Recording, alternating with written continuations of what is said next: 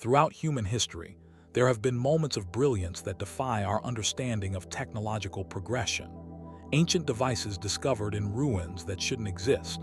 Sophisticated mechanisms crafted with precision tools that wouldn't be invented for another 1,000 years. Complex machines described in ancient texts that modern engineers struggle to replicate even today. These aren't speculative fantasies or misinterpreted artifacts. Water has always been the lifeblood of civilization, flowing through our history like the very rivers that sustained us. But there was a moment, almost 2,000 years ago, when humanity harnessed this flowing power in a way that would change everything.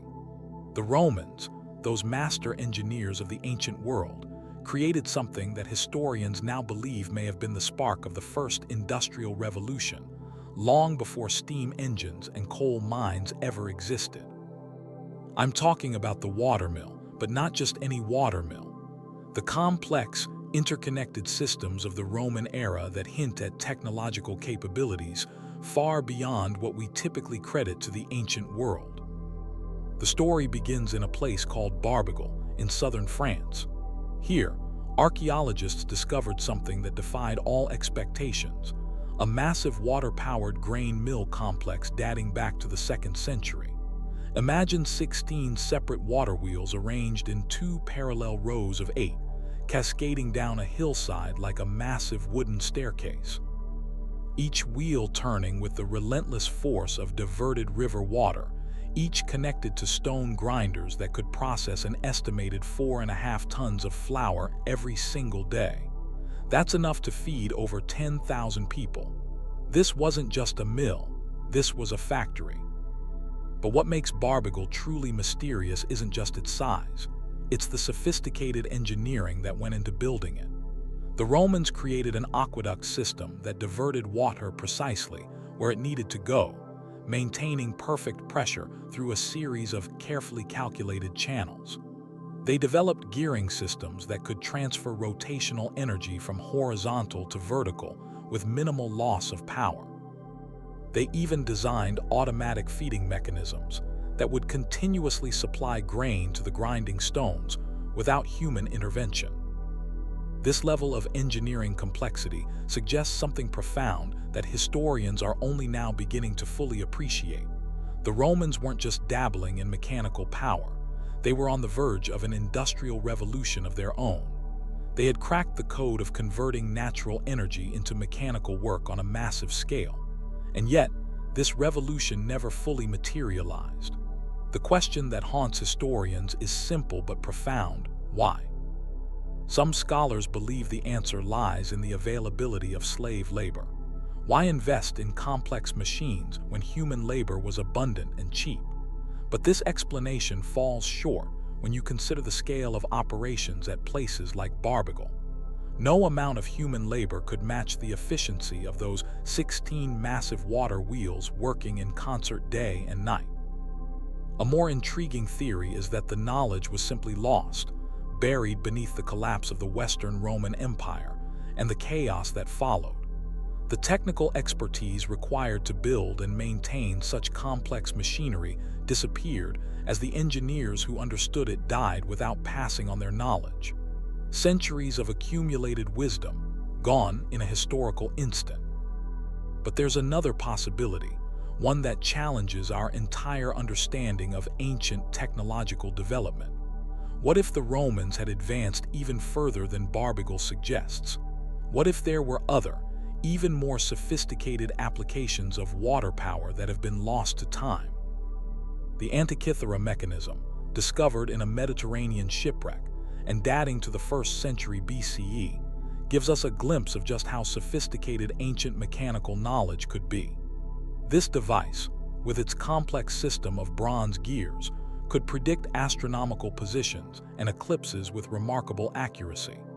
If the Greeks could build something this advanced for astronomical calculations, what might the Romans have achieved with their mastery of water power? There are tantalizing hints in ancient texts. The engineer Vitruvius described water-powered saws for cutting stone. The poet Ausonius mentioned a water-powered trip hammer for crushing grain. And perhaps most intriguingly, There are references to water-powered organs and even automated theatrical displays, ancient robots, powered by the force of flowing water. In the ruins of the Emperor Nero's Domus Aurea, his infamous Golden House, archaeologists have found evidence of hydraulic systems that may have powered moving platforms, rotating dining rooms, and artificial waterfalls. These weren't just displays of decadence. They were demonstrations of technological mastery, hints of how far Roman engineering had progressed. But the most provocative question remains: were there industrial applications of Roman water power that we haven't discovered yet?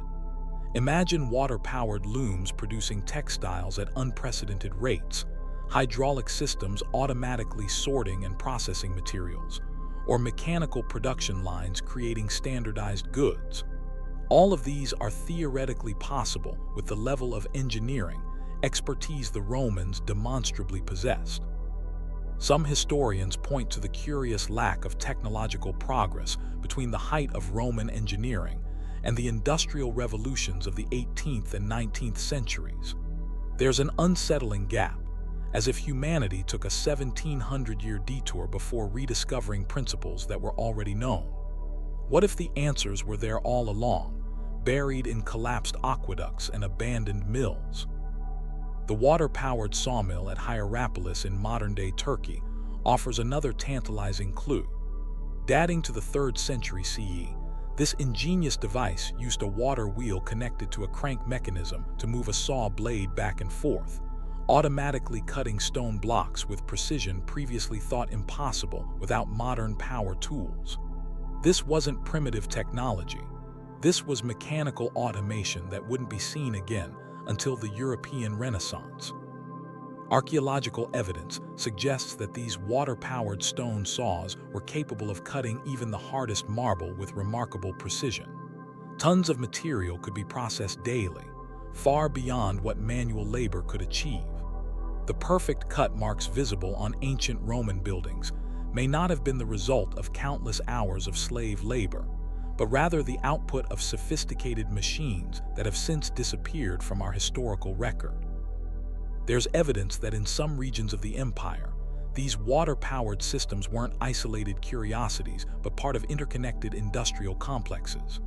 In Gaul, Britain, and parts of Germany, archaeologists have found clusters of watermills positioned along rivers, suggesting coordinated production on a scale that rivals early modern factories.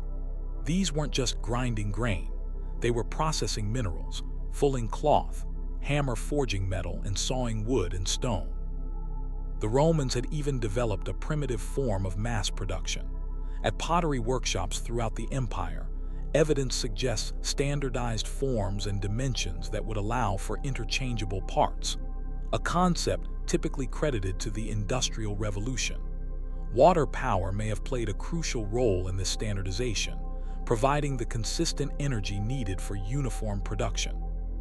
Perhaps most mysterious of all are the references in ancient texts to self-moving devices, automata powered by water. Hero of Alexandria, that brilliant mind of the 1st century, described numerous machines that could move on their own, powered by water, steam, or compressed air. While many of these were used for temple miracles or entertainment, the principles behind them demonstrate a profound understanding of pneumatics, hydraulics, and mechanical energy transfer. What if these principles were applied not just to temple doors that seem to open by divine command, but to industrial processes? What if the knowledge of creating self-operating machinery wasn't lost but deliberately suppressed? Some historians have suggested that powerful guilds, seeing the threat automation posed to their livelihoods, may have restricted the spread of such technology. Others point to a more philosophical resistance. Roman thinkers often viewed mechanical work as inherently inferior to intellectual pursuits. Cicero himself wrote dismissively of vulgar trades that relied on manual or mechanical labor. Perhaps this cultural bias prevented the Romans from fully embracing the industrial potential of their water-powered technology. Whatever the reason, the fact remains that the Romans stood at the threshold of an industrial revolution nearly 2 millennia before it actually occurred. They had the engineering knowledge, they had harnessed a renewable energy source, and they had begun to implement automated production. They were tantalizingly close to a transformation that wouldn't occur until the 18th century. As we look back at these ancient mills, these forgotten factories, we're left with an unsettling question. What other technological knowledge might have been lost throughout history? How many other times has humanity stood on the verge of breakthrough only to step back into the shadows? The Roman watermills aren't just archaeological curiosities. They're reminders of alternate historical paths, technological roads not taken. The next time you pass a flowing river, take a moment to imagine what the Romans saw: not just water, but power. Power to grind, to cut, to hammer, to create. Power that, for a brief moment in history, almost changed everything. And then, like the empires that harnessed it, slipped away beneath the relentless flow of time. The story of Roman watermills isn't just about technology lost. It's about possibilities forgotten. And as we stand at the beginning of our own technological revolutions, it raises a haunting question. What wonders are we creating today that future generations might one day rediscover with the same awe we feel looking at those ancient water wheels, still bearing the marks of genius lost to time? There's something unsettling about looking at Leonardo da Vinci's notebooks, scattered across thousands of pages, filled with backward-written text and seemingly impossible machines. They feel less like historical documents and more like transmissions from another world. A world where flight, automation, and mechanical computation were conceived centuries before they became reality. But what if these weren't just the imaginative sketches of a Renaissance genius? What if some of Leonardo's inventions weren't theoretical at all, but were based on technologies that had once existed and been lost to time? The mystery begins with the notebooks themselves. For centuries after Leonardo's death in 1519, many of his writings remained hidden, scattered across private collections or simply lost. Even today, scholars estimate that only about half of his original notes have survived. We're looking at fragments of a much larger body of work, pieces of a puzzle that will never be complete. And within those fragments are machines and concepts that shouldn't have existed in the 15th century, at least not according to our conventional understanding of technological development. Consider his designs for a mechanical calculator, sketched around 1495. This wasn't just a simple adding machine. This was a device with gear ratios and carry mechanisms that wouldn't appear in working form until Blaise Pascal built his mechanical calculator almost 150 years later. How did Leonardo conceive of such a device? Was it pure theoretical invention, or had he encountered references to similar machines from antiquity? We know that ancient civilizations had sophisticated calculating devices.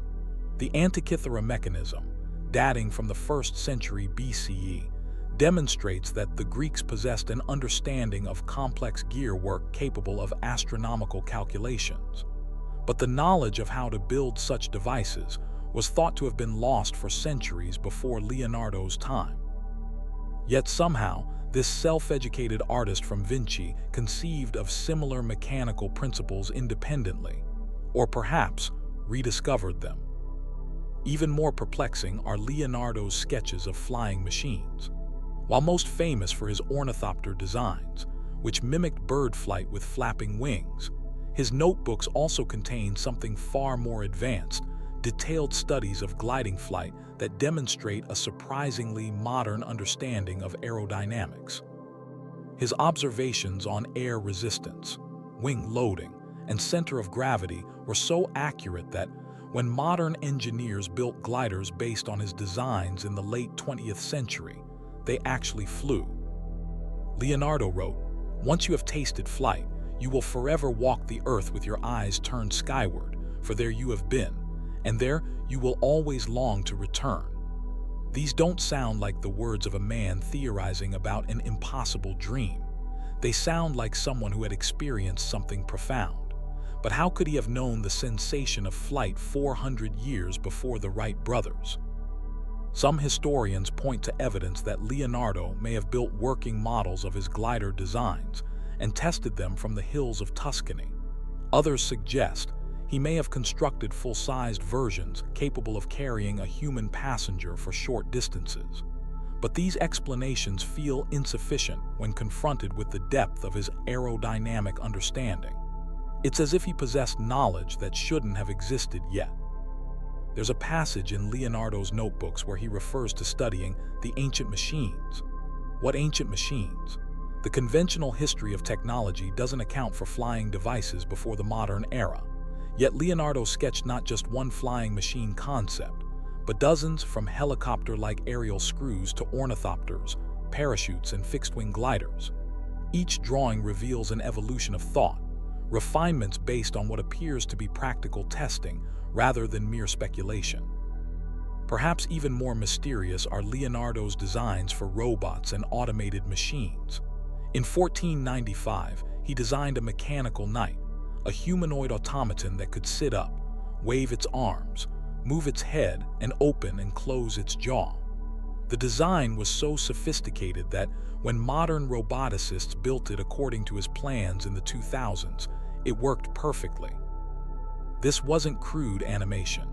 This was programmable automation requiring an understanding of gears, pulleys, weights, and cables that suggests an almost modern approach to robotics. Leonardo also designed autonomous vehicles, carts that could move under their own power through a sophisticated arrangement of springs and gears. He created automated drum machines, mechanical lions that could walk, and a self-propelled cart that some consider the world's first programmable computer. These weren't the products of medieval technology. They were centuries ahead of their time. Where did this knowledge come from? Leonardo himself provides few clear answers. His notebooks are filled with cryptic references and deliberately obscured information. He wrote in mirror image, not just to keep his ideas from being stolen, as is often suggested, but perhaps because he was working with secrets that weren't entirely his to share. There are indications that Leonardo may have had access to ancient knowledge through sources lost to modern scholars.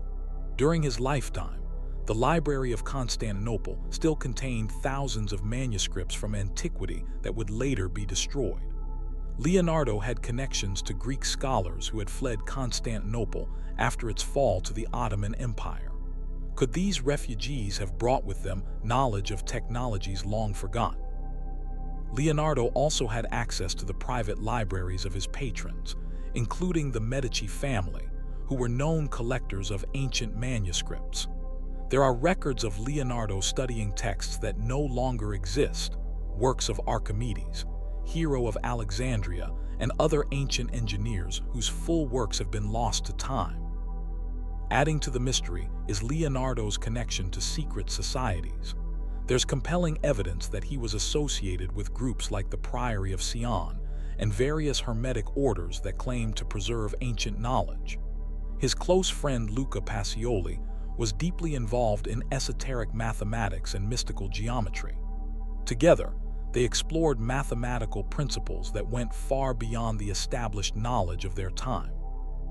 Leonardo's anatomical studies present another puzzle. His understanding of human physiology was so advanced that some of his observations wouldn't be independently verified until the advent of modern medical imaging. His drawings of the human heart, complete with accurate depictions of the vortex flow of blood through the aortic valve, demonstrate knowledge that shouldn't have been possible with the observational tools available in the 15th century. Some researchers have suggested that Leonardo may have had access to ancient medical texts from Egypt, Greece, or even China that contained knowledge lost during the European Middle Ages. Others propose more controversial theories, that he conducted dissections far more extensive than those documented, possibly including examinations that would have been strictly forbidden by the Church. Then there are Leonardo's military inventions, tanks, multiple firing gun emplacements, concentrated solar weapons, and submarines. While the principles behind some of these weapons might have been conceived theoretically, the level of detailed engineering suggests practical knowledge. His tank design included angled armor to deflect projectiles, a concept that wouldn't be implemented in warfare until the 20th century. His submarine design featured ballast tanks for controlling depth and a diver's air supply system, remarkably similar to modern scuba equipment. These weren't crude concepts. They were engineered solutions with working components, suggesting he was drawing on more than just imagination. Perhaps most telling is what Leonardo chose not to fully reveal. Throughout his notebooks, there are references to inventions he deliberately kept secret or described only in part. He wrote of weapons too terrible to disclose and machines whose power might be misused. In one notably cryptic passage, he mentions a device that could create great power from a natural force, but deliberately obscures the details.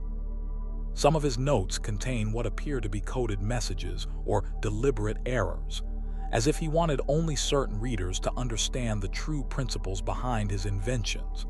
Was he protecting dangerous knowledge, keeping secrets he had sworn to maintain, or perhaps ensuring that certain technologies wouldn't be used for destruction? Leonardo lived during a time of tremendous upheaval in European history. The Renaissance was rediscovering classical knowledge, the printing press was democratizing information, and the foundations of the scientific method were being established. Yet Leonardo's work transcends even these revolutionary developments. His understanding of flight, robotics, anatomy, optics, and mechanical engineering wasn't just ahead of his time. In some cases, it was ahead of our time. Modern engineers still study his designs for insights. His concepts for bearing designs, gear systems, and mechanical linkages sometimes reveal solutions to problems that modern technology has approached differently but not necessarily better. It's as if he had access to a parallel stream of technological development, one that took different paths than the technologies that eventually shaped our modern world. The mystery of Leonardo's knowledge forces us to consider uncomfortable questions about the history of human technological development. Has our progress been linear, advancing steadily through the ages? Or have there been peaks of knowledge, subsequently lost, that certain individuals like Leonardo managed to rediscover? As we look at those mirror-written pages, filled with machines that shouldn't have been possible, we're left with a nagging question. What else might be hidden in those unreachable corners of history, waiting to be rediscovered by the right mind at the right time? And what other secrets might still lie buried in the remaining pages of Leonardo's notebooks, hidden beneath his backward writing and cryptic diagrams, waiting for us to finally understand what this remarkable man was truly trying to tell us? In the bright Florida sunshine stands a monument that shouldn't exist. A castle made of coral, with massive stone blocks each weighing several tons, all somehow quarried, transported, and precisely positioned by a single man standing barely 5 feet tall and weighing just 100 pounds. This is Coral Castle, and its creation remains one of the most perplexing engineering mysteries of the modern era. But what makes this story truly extraordinary isn't just what Edward Leedskalnin built. It's how he claimed to have built it, and the lost knowledge his work might represent. The story begins in Latvia around 1923 when Edward Leedskalnin, a simple stoneworker with only a 4th grade education, began constructing what he called Rock Gate Park in Florida City. A decade later, he mysteriously relocated his entire creation to Homestead, Florida, transporting massive coral blocks over 10 miles without heavy equipment. When he finished in 1940, he had single-handedly created a complex that included a 2-story castle tower, an accurate sundial, a Polaris telescope, a 3-ton gate balanced so perfectly it could be moved with a finger, and dozens of megalithic furniture pieces carved from solid coral. What makes this feat truly impossible is not just that one man did all this work alone, it's that no one ever saw him do it. Leedskalnin worked only at night, by lantern light, and turned away all observers. He claimed to have discovered the secrets of the pyramids, ancient knowledge of how to manipulate gravity and magnetism to move massive objects effortlessly. When questioned about his methods, he would only say cryptically, "I understand the laws of weight and leverage, and I know the secrets of the people who built the pyramids."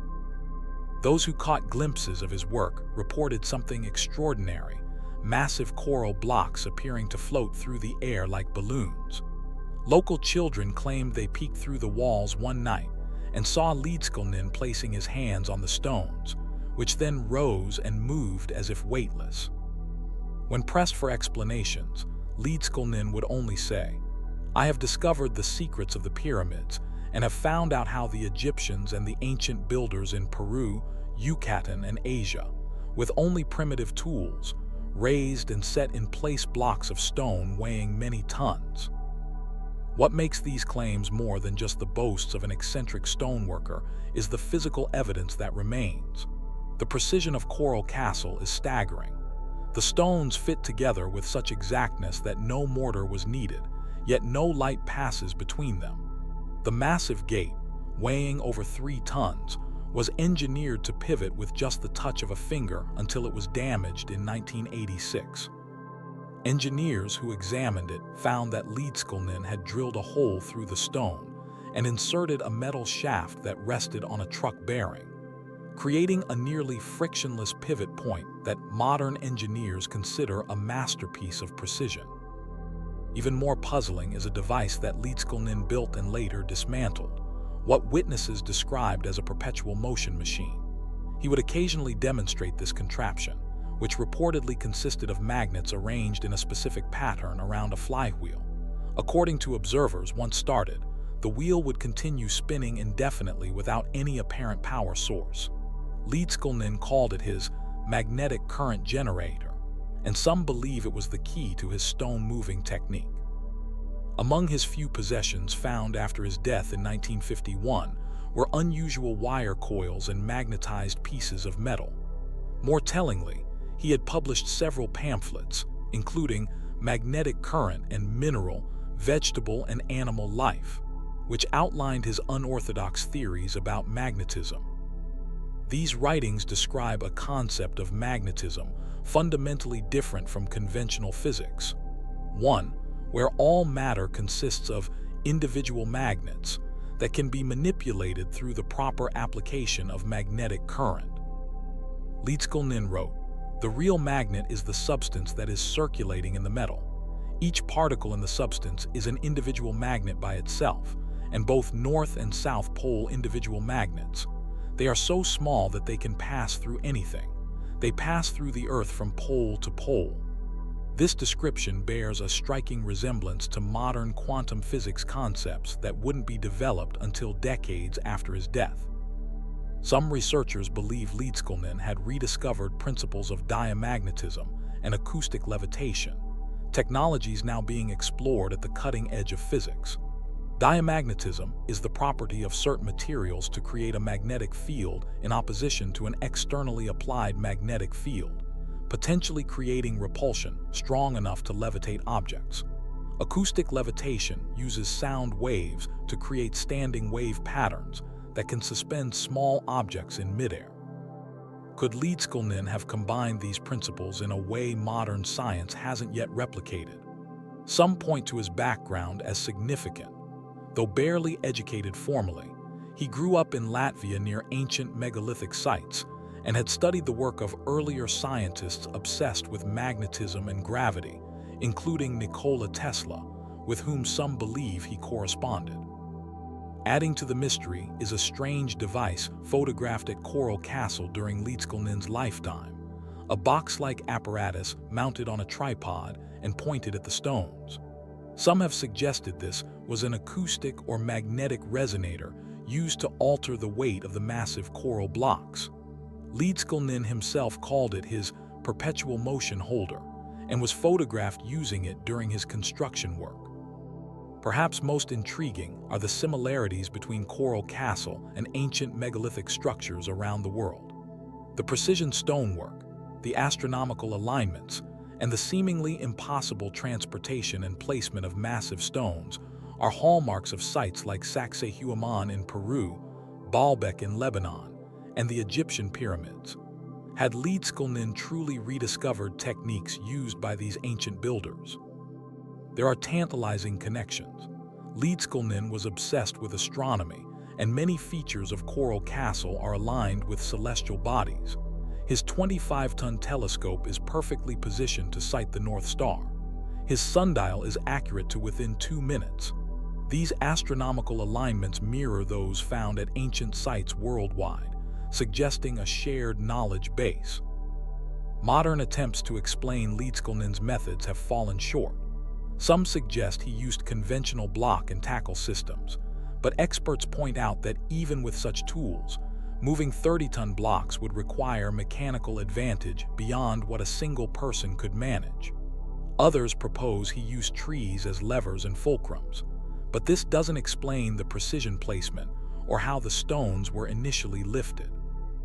A former Michigan engineer named Wally Wallington has demonstrated techniques for moving massive objects using only wooden levers and counterweights, successfully relocating a barn and raising concrete blocks weighing many tons.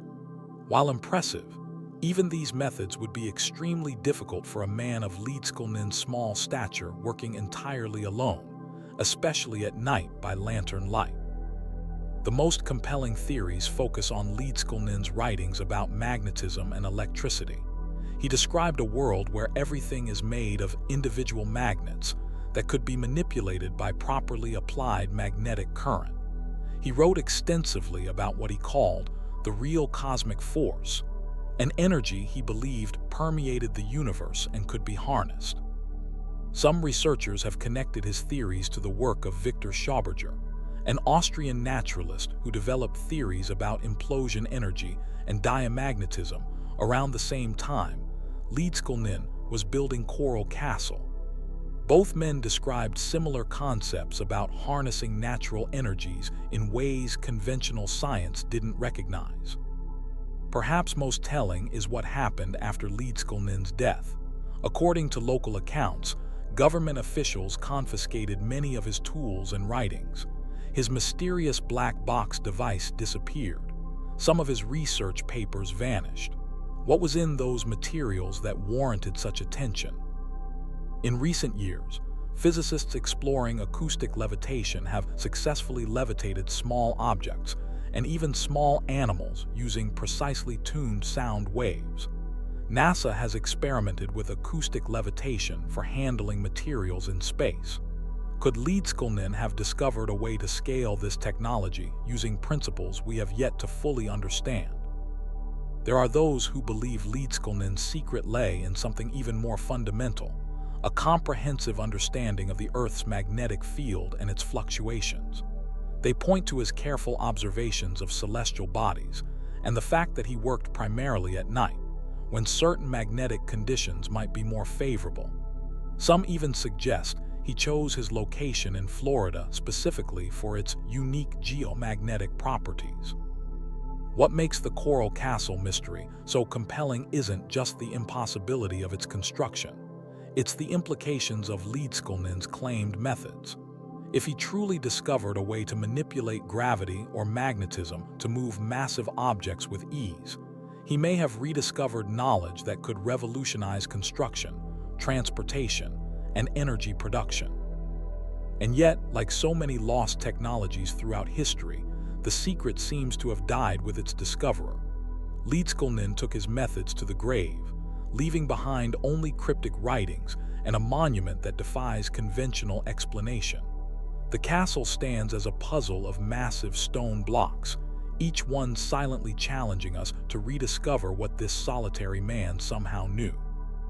As you stand in the Florida sunshine, looking at those impossibly balanced megaliths, feeling the cool coral stone that has endured for nearly a century, the question isn't just how Edward Leedskalnin built his castle. It's what other secrets might be hiding in plain sight, waiting for someone to recognize what this mysterious Latvian immigrant somehow understood about the fundamental forces that shape our world. There's something that doesn't quite add up about the world's ancient stone monuments. Conventional archaeology tells us they were temples, tombs, or astronomical observatories. But a growing number of researchers are asking a question that challenges everything we thought we knew about these sites. What if some megalithic structures weren't just passive monuments, but active technology? Ancient power plants harnessing energies we're only beginning to understand.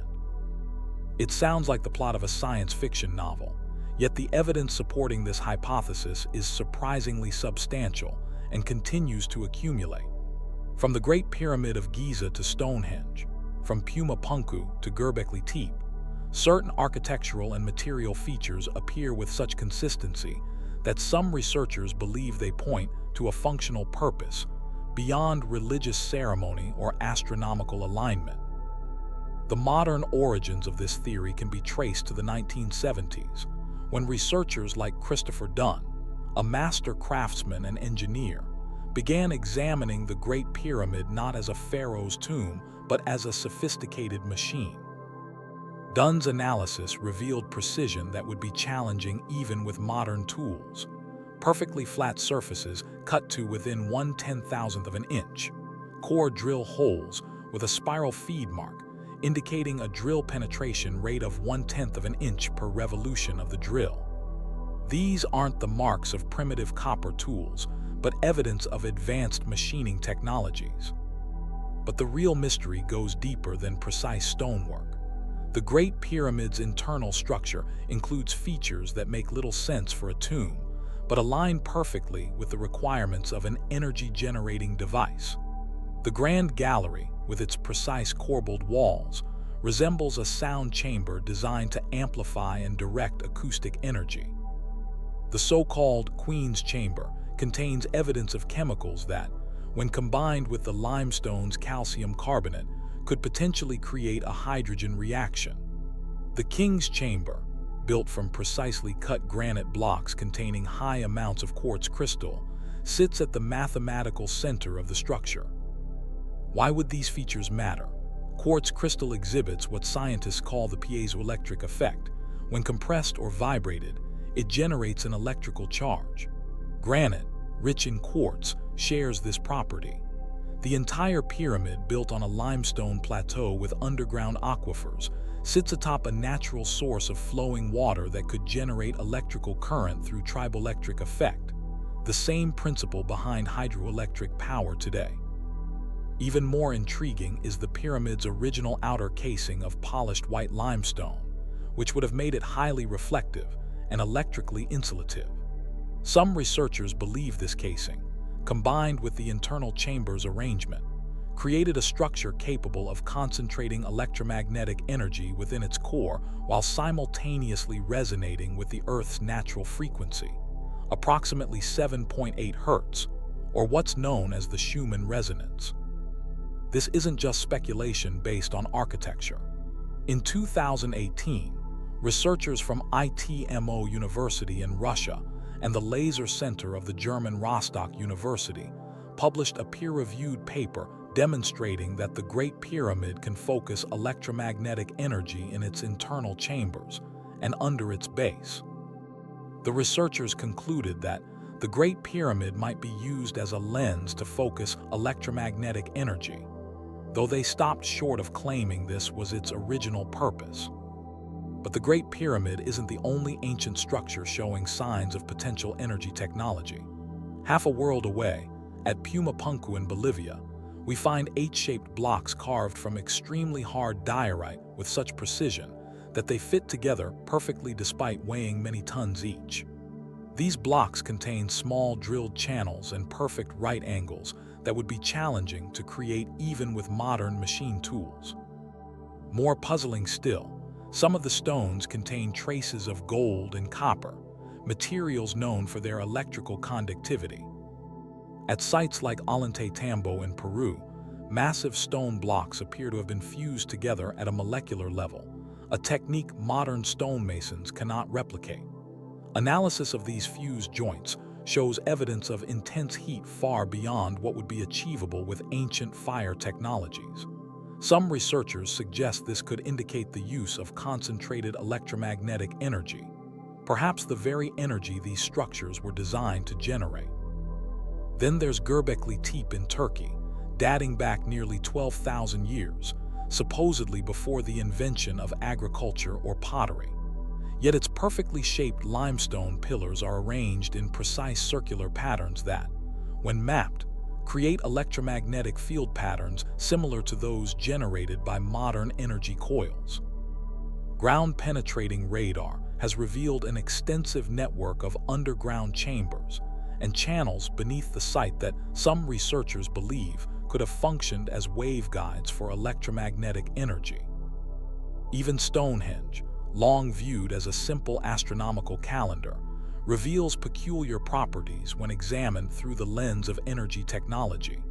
Its bluestone components contain significant amounts of magnetite and quartz, both materials with distinct electromagnetic properties.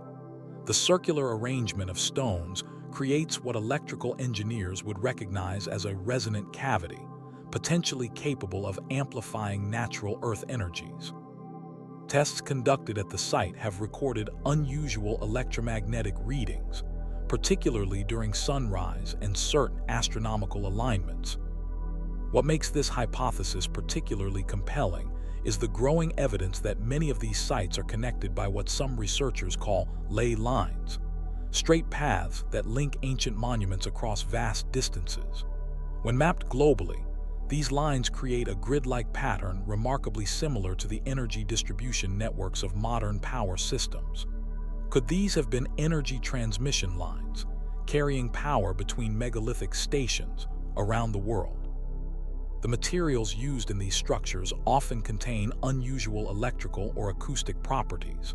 The granite used in Egyptian monuments contains high levels of quartz crystal and is slightly radioactive due to its uranium content. The limestone used in many Mediterranean structures is known to be piezoelectric. The stones at sites like Tiwanaku in Bolivia contain high levels of magnetite with natural magnetic properties. These aren't random material choices. They suggest deliberate selection for specific electrical properties.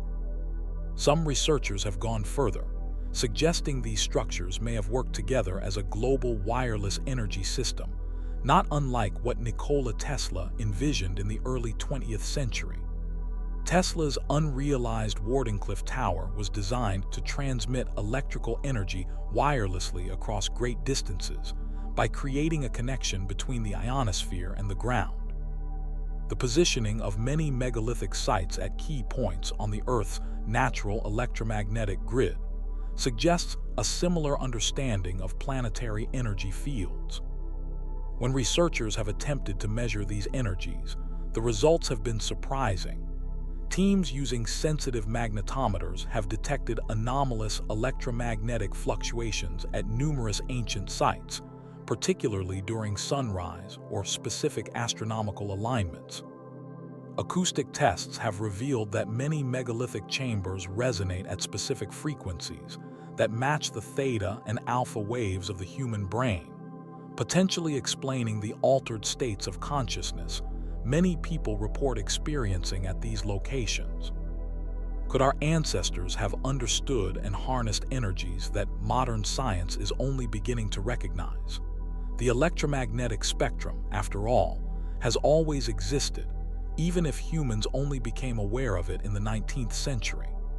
What if ancient cultures discovered ways to detect and utilize these energies without the terminology or theoretical framework we use today?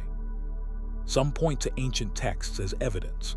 The Egyptian texts of the pyramids contain references to fire without flame and light without fire, possible descriptions of electricity. Sanskrit writings describe the Vajra, a thunderbolt weapon that bears striking similarities to plasma energy. Even biblical accounts of the Ark of the Covenant describe an object that, when interpreted through modern understanding, resembles a high-voltage electrical capacitor. Critics of the ancient energy hypothesis point to the lack of supporting infrastructure. No wires, no obvious electrical components, no written instructions for operating these supposed power plants. But proponents counter that we may be looking for the wrong things. What if the transmission was wireless, the components organic or biodegradable, and the knowledge passed through oral tradition rather than written instructions? the absence of evidence isn't necessarily evidence of absence, especially when we consider how little we know about these ancient cultures and how much has been lost to time. After all, if our modern civilization collapsed today, how much of our digital knowledge would survive 5,000 years without the infrastructure to access it? Perhaps the most compelling aspect of this hypothesis is that it answers questions that conventional archaeology struggles to explain. How did ancient cultures transport and position stones weighing hundreds of tons with such precision? How did they cut granite with such accuracy before the invention of modern tools? Why do these sites share such similar architectural and material properties despite being built by supposedly unconnected cultures thousands of miles apart? If these structures were indeed capable of generating and transmitting energy, it would explain not only their construction but their purpose. It would suggest a level of technological understanding far beyond what conventional history credits to ancient civilizations. It would mean that our ancestors weren't just building monuments to the gods or the stars. They were creating a sophisticated global energy infrastructure that we're only now beginning to recognize. Recent investigations at sites like Newgrange in Ireland have revealed another compelling piece of evidence. Many megalithic structures show signs of being intentionally constructed along geological fault lines or above underground water sources. These locations naturally produce fluctuating electromagnetic fields and release natural telluric currents. Essentially, they're areas where the Earth's natural electricity is more accessible. This strategic positioning is difficult to explain if these were merely ceremonial structures, but makes perfect sense if they were designed to amplify and harness these natural energies. Perhaps most intriguing are the health effects reported at many of these sites.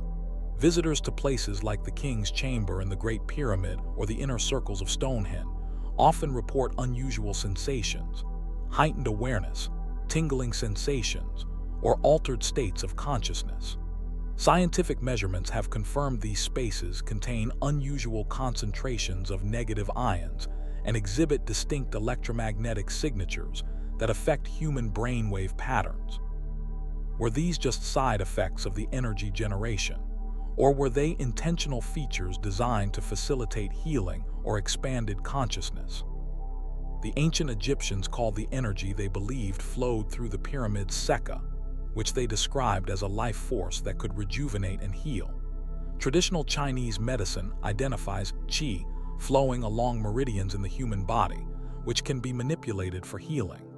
The yogic tradition speaks of prana that can be channeled for spiritual advancement.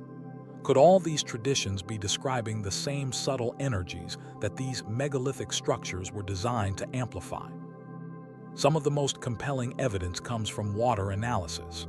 Many megalithic sites feature sophisticated water systems running beneath them.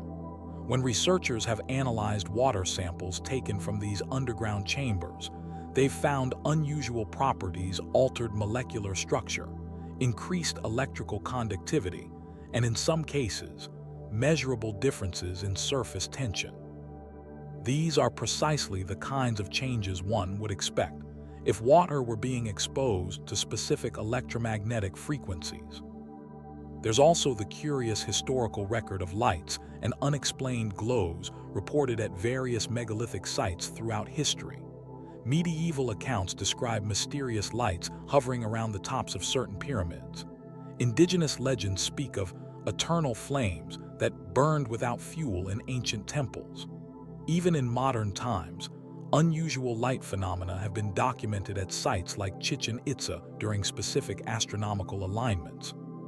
Could these be visible manifestations of electromagnetic energy concentrated by these structures? The knowledge required to build such a sophisticated energy system raises profound questions about the true age and development of human civilization. Conventional history tells us that humans were simple hunter-gatherers until around 10,000 years ago, when agriculture sparked the first settlements. But the existence of sites like Göbekli Tepe, which predates agriculture by thousands of years, yet displays advanced architectural knowledge, challenges this narrative. If our ancestors understood and could manipulate electromagnetic energy 12,000 years ago, what else might we have forgotten about our own past? Some researchers have taken experimental approaches to test these theories. Teams have constructed scale models of certain megalithic structures, using the same materials and proportions as the originals. When tested, some of these models have demonstrated measurable electromagnetic effects, concentrating ambient energy, producing slight temperature variations, or affecting sensitive measuring equipment placed inside them. While not conclusive, these experiments suggest there may indeed be functional aspects to these designs, beyond their symbolic or astronomical significance. One of the most striking features of this hypothetical ancient power system is how closely it resembles cutting-edge concepts in modern energy research. Today's scientists are exploring wireless power transmission, zero-point energy, and resonance-based technologies that bear remarkable similarities to what these ancient structures might have been designed to do. Are we reinventing what our ancestors already knew? Critics of this hypothesis often point to the lack of other technological artifacts that would presumably accompany such an advanced understanding of physics. Where are the ancient light bulbs, motors, or other devices that would use this energy? Interestingly, there are a few tantalizing possibilities. The so-called Baghdad battery, clay jars containing copper cylinders and iron rods that could have functioned as primitive galvanic cells. The Dendera light, a relief carving in Egypt that bears a striking resemblance to a modern electrical lamp, and countless ancient texts describing devices and phenomena that sound remarkably like electrical or electromagnetic technologies. Perhaps the most profound implication of this hypothesis is what it suggests about the cyclical nature of human knowledge. If ancient civilizations did indeed understand and harness electrical and electromagnetic energies, only for this knowledge to be lost and rediscovered millennia later, what does that tell us about the fragility of human progress? Are we the first advanced civilization on Earth, or merely the most recent? As we stand amid these silent stone sentinels, we're left with questions that challenge not just our understanding of history, but our conception of progress itself.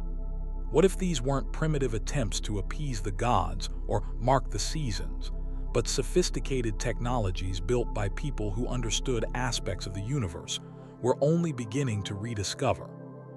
What if the true purpose of these sites has been hiding in plain sight all along, camouflaged by our own assumptions about what our ancestors could and couldn't have known? The megalithic energy hypothesis remains controversial, existing at the fringes of accepted archaeological theory. But as new scientific techniques allow us to analyze these ancient sites with greater precision, the evidence continues to accumulate. Ground-penetrating radar reveals hidden chambers and tunnels. Electromagnetic surveys detect unusual energy patterns. Material analysis shows unexpected properties in the stones themselves. Each discovery forces us to reconsider what might be possible. These stone monuments have stood for thousands of years, weathering conquests, natural disasters, and the slow erosion of time. Perhaps they've been waiting patiently for us to evolve the understanding needed to recognize what they truly are, not just monuments to the past, but possibly technologies of the future, keys to understanding energies and principles that might help us solve the very energy crises that threaten our modern world. The next time you see photographs of these ancient wonders, look beyond their imposing beauty. Consider the possibility that you're not just seeing ceremonial architecture, but the remnants of an advanced technology, power plants from a forgotten age, testament to knowledge lost and perhaps waiting to be rediscovered. In their silent stones may lie answers to questions we've only just learned how to ask, awakening possibilities that have slumbered for thousands of years beneath the quiet gaze of the stars. Deep in the ancient traditions of India lies a medical mystery that continues to baffle modern scientists. Imagine a simple metal cup, crafted from specific alloys, that could purify water, enhance medicine, and potentially cure diseases that plagued humanity for centuries. These weren't ordinary vessels. These were Ayurvedic metal cups, created through metallurgical techniques so advanced that some aspects remain difficult to replicate even today. But were these cups truly miracle healers, or simply elaborate placebos wrapped in mysticism? Let's dive into one of history's most fascinating forgotten technologies. The story begins over 3,000 years ago in the cradle of Ayurvedic medicine, where ancient Indian metallurgists developed what they called dhatu patra, specialized metal cups and vessels designed not just to hold liquids, but to transform them. The most famous among these was the tamra jal or copper water vessel, but there were others made from precise combinations of gold, silver, copper, tin, and even trace amounts of more exotic metals. According to ancient texts like the Charaka Samhita and Sushruta Samhita, water stored in these vessels for specific periods would absorb beneficial properties from the metals. The copper vessels, for instance, were said to create water that could heal digestive ailments, reduce inflammation, and strengthen the immune system. Gold vessels supposedly purified the blood and strengthened the heart, while silver was believed to cool the body and purify the mind. What makes this mystery so compelling isn't just the claims themselves, but the fact that modern science has begun to validate some of these ancient assertions. We now know that copper is naturally antimicrobial, capable of killing harmful bacteria like E. coli and Salmonella within hours of contact. Water stored in copper vessels does indeed become safer to drink. This isn't magic or mysticism. It's chemistry and microbiology that the ancient Indians somehow understood thousands of years before we developed the scientific method. But the true wonder of these metal cups goes beyond simple copper water vessels. The ancient texts describe elaborate alloys with names like Panchadhatu, 5 metals, and Ashtadhatu, 8 metals, created through precise metallurgical processes. These alloys weren't just mixed. They were purified, heated, quenched, and treated in specific sequences to create materials with properties that supposedly enhanced their healing capabilities. One of the most mysterious aspects is the Kanza cup, a bronze alloy traditionally made from copper and tin in precise proportions. According to Ayurvedic texts, drinking water or taking medicine from a Kanza cup could balance the 3 doshas, Vata, Pitta, and Kapha, the fundamental energies that Ayurveda believes govern all physiological and psychological functions. Modern analysis has shown that Kanza does indeed have unique properties. It's antimicrobial like copper, but also releases trace minerals that can be beneficial in small quantities. The manufacturing process described in ancient texts is equally fascinating. Metallurgists would purify each individual metal through a complex process called shidhana, removing impurities through heating, quenching in various plant decoctions, and treating with herbal preparations. Then the metals would be combined in precise ratios during auspicious astrological alignments, often accompanied by mantras and rituals that modern scientists dismiss as superstition. But here's where the story gets truly intriguing. Some aspects of these ancient metallurgical processes created results that modern science struggles to explain. For example, the ancient texts describe methods for creating metals that wouldn't corrode or tarnish, even after centuries of use. Some surviving samples of these ancient alloys show remarkable resistance to corrosion that modern metallurgists find difficult to replicate using the described ingredients alone. Even more mysteriously, certain Ayurvedic texts describe a process for creating cups that would change color slightly if poison was present in a liquid. Given that assassination by poisoning was a real concern for ancient rulers, this would have been an invaluable technology. Some historians believe this might be the origin of the myth of poison detectors, or poison cups, that appear in legends across cultures. The knowledge of creating these special alloys wasn't widespread. It was closely guarded by certain families and passed down through generations of metalsmiths. Many of the specific techniques were never written down, but transmitted orally from master to apprentice. When the traditional Ayurvedic system faced challenges during periods of foreign rule and modernization, much of this specialized knowledge began to disappear. By the early 20th century, the full spectrum of traditional metallurgical knowledge for creating these healing cups had fragmented. Modern Ayurvedic practitioners still recommend copper and brass vessels for water, but the more complex alloys and specialized treatment processes are largely lost or preserved only in fragments. Skeptics argue that the healing properties attributed to these cups were nothing more than the placebo effect combined with basic antimicrobial properties of copper. They point out that many of the supposed benefits align with common ailments that often resolve naturally over time. The rituals and astrological timing, they suggest, were simply ways to create an air of mystery around what was essentially a simple technology. But proponents counter that modern science has repeatedly underestimated ancient knowledge, only to later discover that traditional practices often had scientific merit.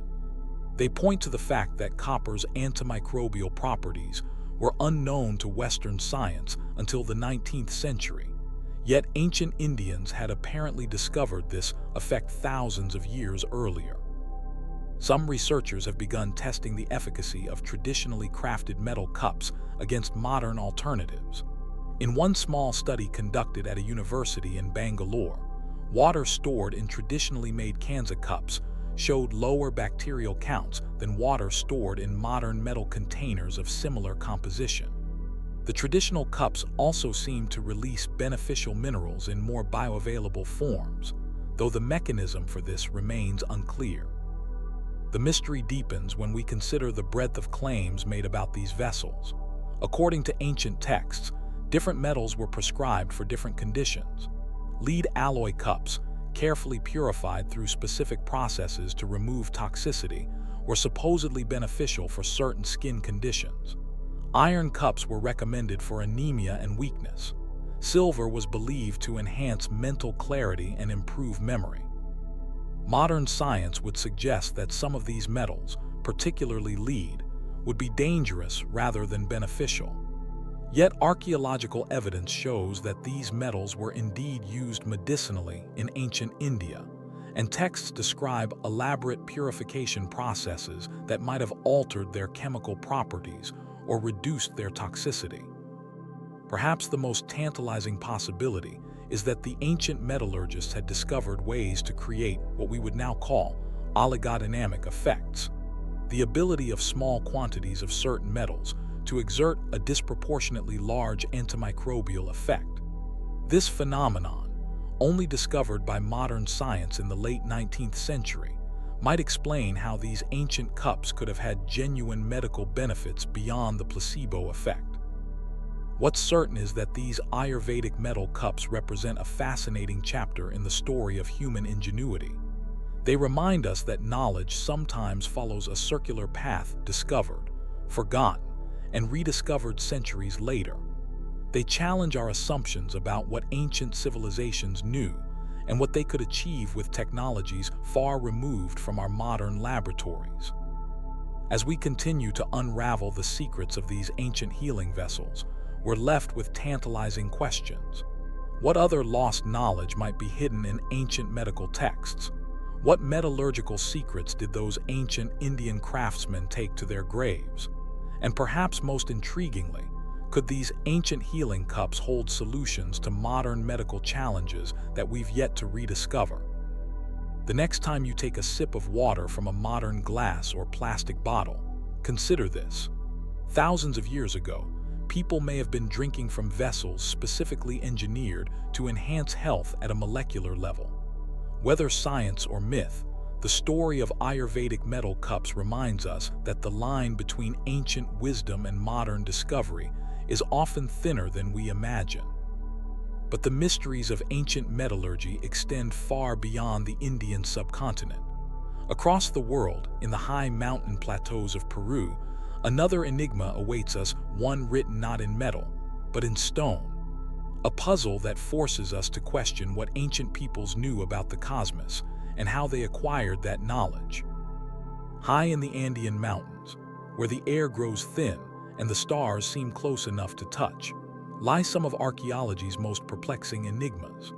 Sprawled across the ancient landscapes of Peru are stone carvings that appear to map the heavens with astonishing precision, star maps etched into rock by civilizations that supposedly lacked advanced astronomical knowledge.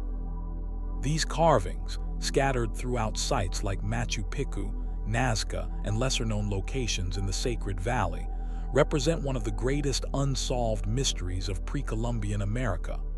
Who created these stellar charts? What purpose did they serve? And most intriguingly, how did their creators acquire such detailed knowledge of the cosmos? The story begins with the most famous of these astronomical engravings, the Intihuatana stone at Machu Picchu.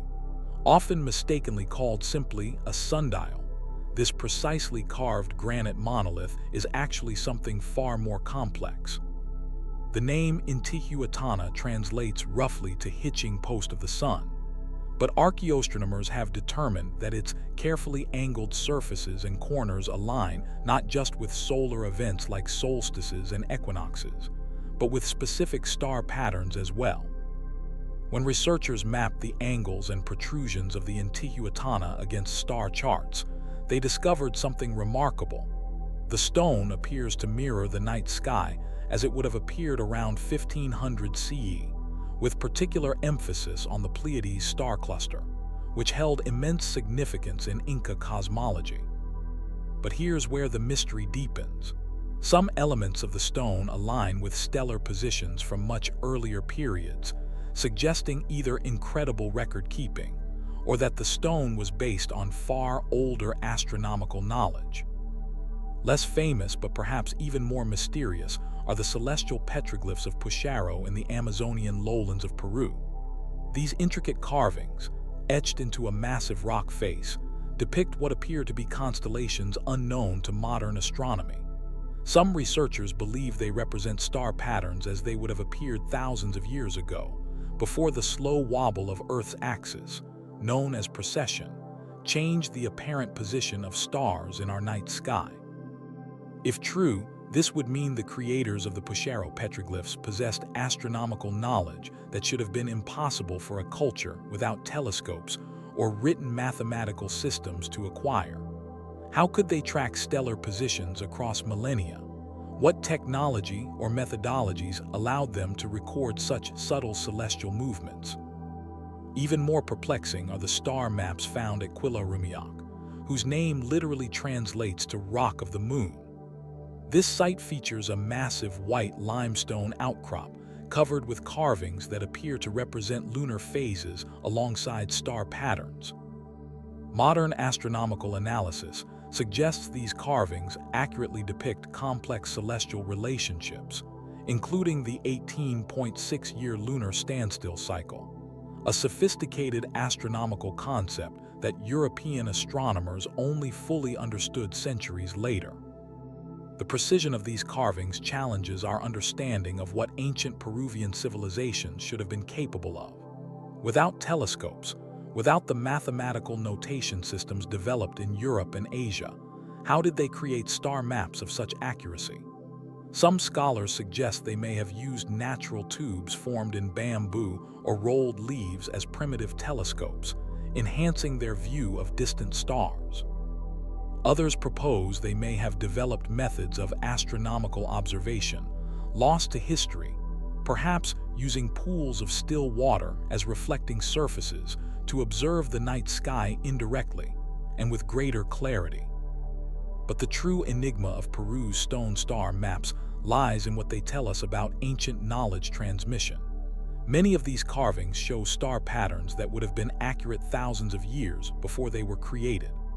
This suggests either an incredible oral tradition that preserved precise astronomical observation across hundreds of generations, or perhaps something more controversial: contact with other, more technologically advanced civilizations.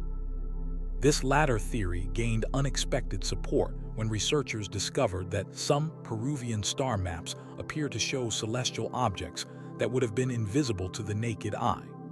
The Mamacona stone near Cusco, for instance, seems to depict not only visible stars in the Centaurus constellation, but also dust clouds and stellar formations that should have been impossible to observe without optical enhancement. This has led some fringe researchers to propose that these carvings might represent knowledge gained from contact with more technologically advanced societies, either from other parts of the world or, in the most controversial interpretation, from non-terrestrial sources. Mainstream archaeologists reject these more exotic explanations, suggesting instead that the apparent accuracy of these star maps has been exaggerated or is coincidental. They point out that with enough carvings and enough stars in the sky, some alignments are bound to occur by chance. Yet the statistical probability of so many accurate alignments appearing randomly seems vanishingly small. A more moderate theory suggests that ancient Peruvian astronomers may have developed observational techniques far more sophisticated than we've given them credit for. The high altitude of many Andean sites would have provided clearer viewing conditions than those available to many other ancient civilizations. The extremely dry air would have reduced atmospheric distortion, potentially allowing naked-eye observations of celestial phenomena that would have been invisible at lower altitudes or in more humid regions.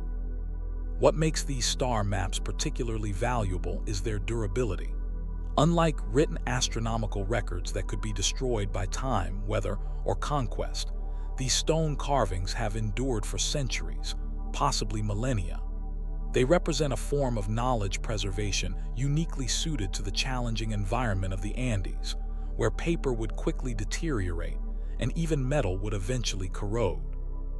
The star maps also reveal something profound about the worldview of ancient Peruvian civilizations. Unlike modern astronomy, which often treats celestial observation as a purely scientific endeavor, these carvings suggest a worldview in which the movements of the stars were inextricably linked with agriculture, religion, and social organization.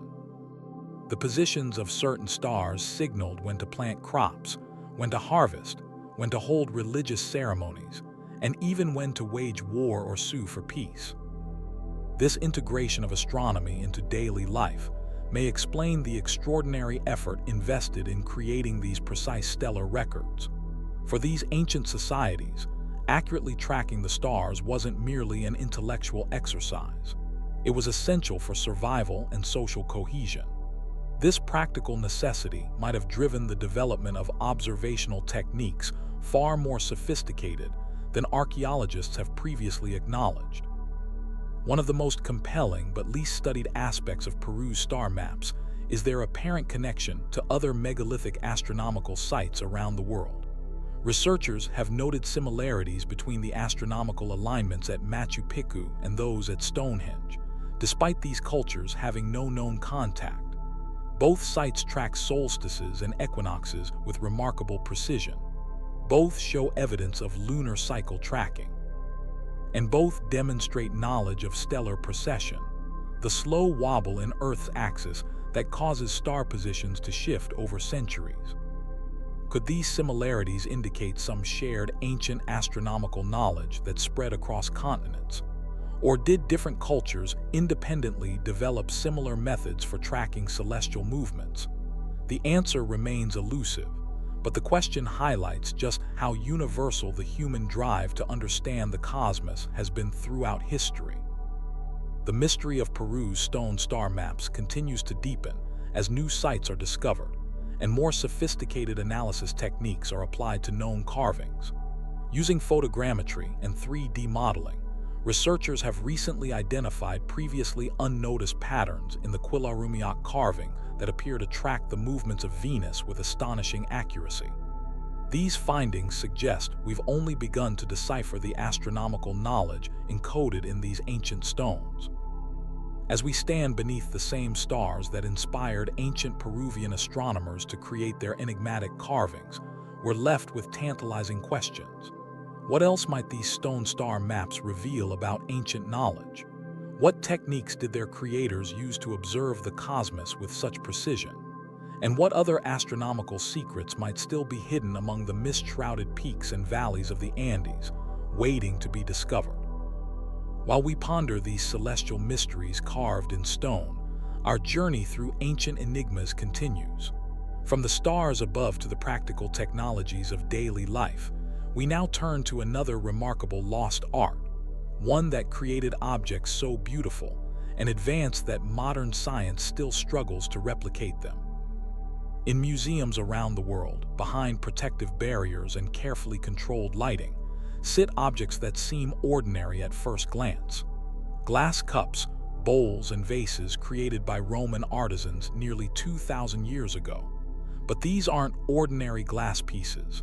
They represent a technology so advanced that in some ways, we still cannot fully replicate it today. Roman glass, particularly certain specialized varieties, remains one of the most enigmatic lost technologies of the ancient world. How did Roman glassmakers create objects of such durability, complexity, and beauty with technology that should have been primitive by modern standards? And why did this knowledge disappear so completely that we're still trying to rediscover it?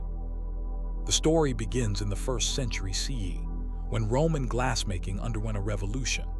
Prior to this time, glass was primarily created through a laborious process of core forming or casting techniques that limited both production quantity and the complexity of designs. But around 25 BCE, somewhere in the Roman territories of Syria or Alexandria, an unknown innovator discovered glassblowing, the technique of inflating molten glass with a blowpipe to create hollow objects. This discovery transformed glass from a luxury item into an everyday commodity, making the Roman Empire the first society in history where average citizens commonly used glass in their daily lives. But the true mystery isn't the widespread use of glass, it's the extraordinary qualities some Roman glass objects possess.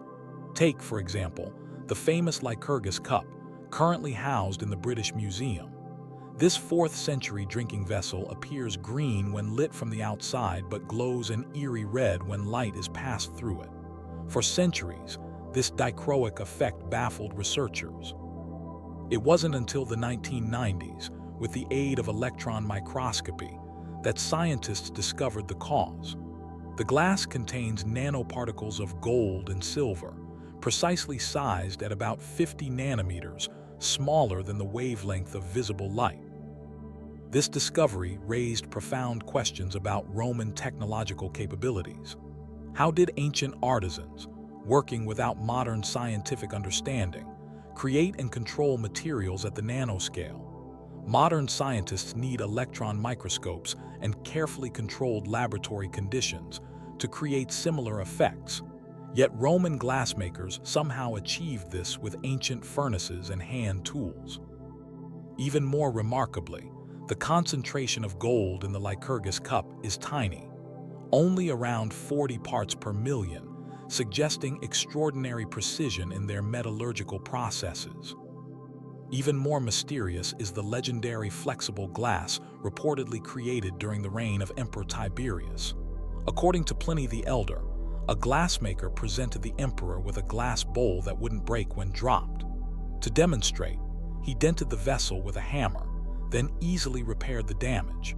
Rather than rewarding this remarkable innovation, Tiberius allegedly had the artisan executed, fearing the new material would devalue gold and silver.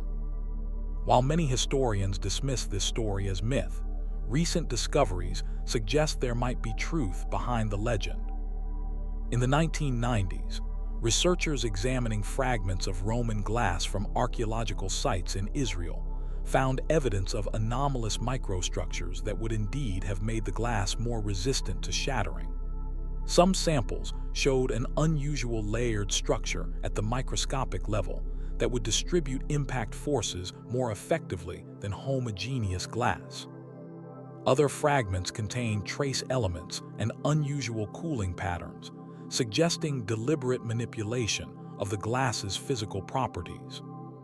Perhaps the most tantalizing clue came from a glass workshop excavated at the Roman port of Caesarea Maritima, where archaeologists discovered written formulas scratched into clay tablets. While partially degraded, the legible portions described glass mixtures with unusual additives, including organic compounds derived from certain plants and minerals not typically associated with glassmaking. Chemical analysis of glass fragments from the same workshop revealed trace elements matching these formulas, suggesting the recipes were actually implemented. Roman ingenuity with glass extended beyond unusual physical properties. They also created aesthetic effects that remain difficult to reproduce. Consider millefiori glass, created by fusing together multiple colored glass rods to form intricate patterns. Modern attempts to recreate authentic Roman millefiori often fall short of the original's precision and vibrancy. Similarly, cameo glass like the Portland vase, with its delicately carved white figures standing out against a deep blue background, represents a technical achievement of such complexity that few modern artisans can successfully replicate it. What makes these achievements even more remarkable is the technological context in which they occurred. Roman glassmakers worked without thermometers to precisely control furnace temperatures, without modern understanding of chemistry to control material compositions, and without sophisticated tools to manipulate their creations. Their furnaces, while ingenious, were simple structures fueled by wood or charcoal, theoretically incapable of the consistent high temperatures modern glassmaking requires. So how did they do it? Part of the answer may lie in the extraordinary experience accumulated by master craftsmen who devoted their entire lives to perfecting their art. Without scientific instruments, they developed finely tuned senses, judging temperature by color, assessing glass composition by its behavior when molten, and timing processes by intuition honed through decades of practice. This embodied knowledge, impossible to fully capture in writing, may have been the true secret behind Roman glass mastery. The recipes themselves were closely guarded secrets, typically passed down from master to apprentice through years of training. Unlike modern industrial processes designed for replication and standardization, Roman glassmaking techniques were often deliberately obscured to protect trade advantages. Glassmakers would use coded language to describe crucial steps, omit key details when discussing their methods with outsiders, or include unnecessary procedures to confuse potential competitors. This secrecy contributed directly to the eventual loss of these techniques. As the Roman Empire declined in the 5th century, political instability and economic collapse disrupted the carefully maintained apprenticeship systems that preserved glassmaking knowledge. Many master craftsmen died without fully transmitting their knowledge. Trade networks collapsed, cutting off access to crucial raw materials. And the specialized markets for high-end glass contracted as wealthy patrons lost their fortunes or fled to safer regions. By the time the Western Roman Empire fell in 476 CE, many of the most sophisticated glassmaking techniques had already been lost. While glassmaking continued in the Byzantine Empire and eventually flourished in Venice during the Middle Ages, certain specific Roman techniques, particularly those related to creating unusually durable or flexible glass, disappeared completely. In recent years, materials scientists have begun systematically attempting to rediscover lost Roman glassmaking technologies. Using archaeological evidence, historical texts, and sophisticated analytical techniques, they're piecing together the forgotten methods. Some researchers have successfully recreated dichroic effects similar to the Lycurgus cup. Others have developed glass compositions with improved impact resistance that might explain the flexible glass described by Pliny. But certain aspects of Roman glass still elude modern reproduction. The precise combination of raw materials, furnace conditions, annealing techniques, and handling methods that created their most exceptional pieces remains elusive. Each attempted recreation captures some qualities of the original, but falls short in others. The full knowledge of Rome's master glassmakers remains just beyond our grasp. This technological amnesia raises profound questions about how knowledge is preserved and transmitted across generations. The loss of Roman glassmaking expertise demonstrates how vulnerable specialized technical knowledge can be to social and political disruption. It reminds us that not all technological development follows a straightforward path of continuous improvement. Sometimes knowledge moves backward as well as forward, with valuable innovations forgotten only to be rediscovered centuries later, if at all. As we examine these ancient glass artifacts today, they serve as both technological marvels and cautionary tales. They show us that our ancestors were capable of far more sophisticated innovation than we sometimes give them credit for. But they also remind us how easily specialized knowledge can be lost when the social structures supporting it collapse. Perhaps somewhere in the vast archives of unexcavated Roman ruins, detailed glassmaking instructions still wait to be discovered. Perhaps in some remote workshop, working from fragmentary knowledge passed down through generations, an artisan still creates glass with properties we consider lost. Or perhaps some aspects of Roman glass technology truly have vanished forever, awaiting rediscovery through modern scientific methods. Either way, the enigma of Roman glass continues to challenge our assumptions about ancient technological capabilities and the linear nature of human progress. As we gaze through these ancient vessels, we're looking not just at remarkable craftsmanship, but at a technology so advanced that parts of it still remain beyond our reach, even after 2,000 years of supposed progress. But Roman glassmaking isn't the only ancient technology that challenges modern understanding. Far from the Mediterranean, in the mountains of Egypt and Tibet, another mysterious technology allegedly allowed ancient builders to achieve the seemingly impossible, moving massive stone blocks without modern machinery. Let's explore the controversial theories surrounding acoustic levitation.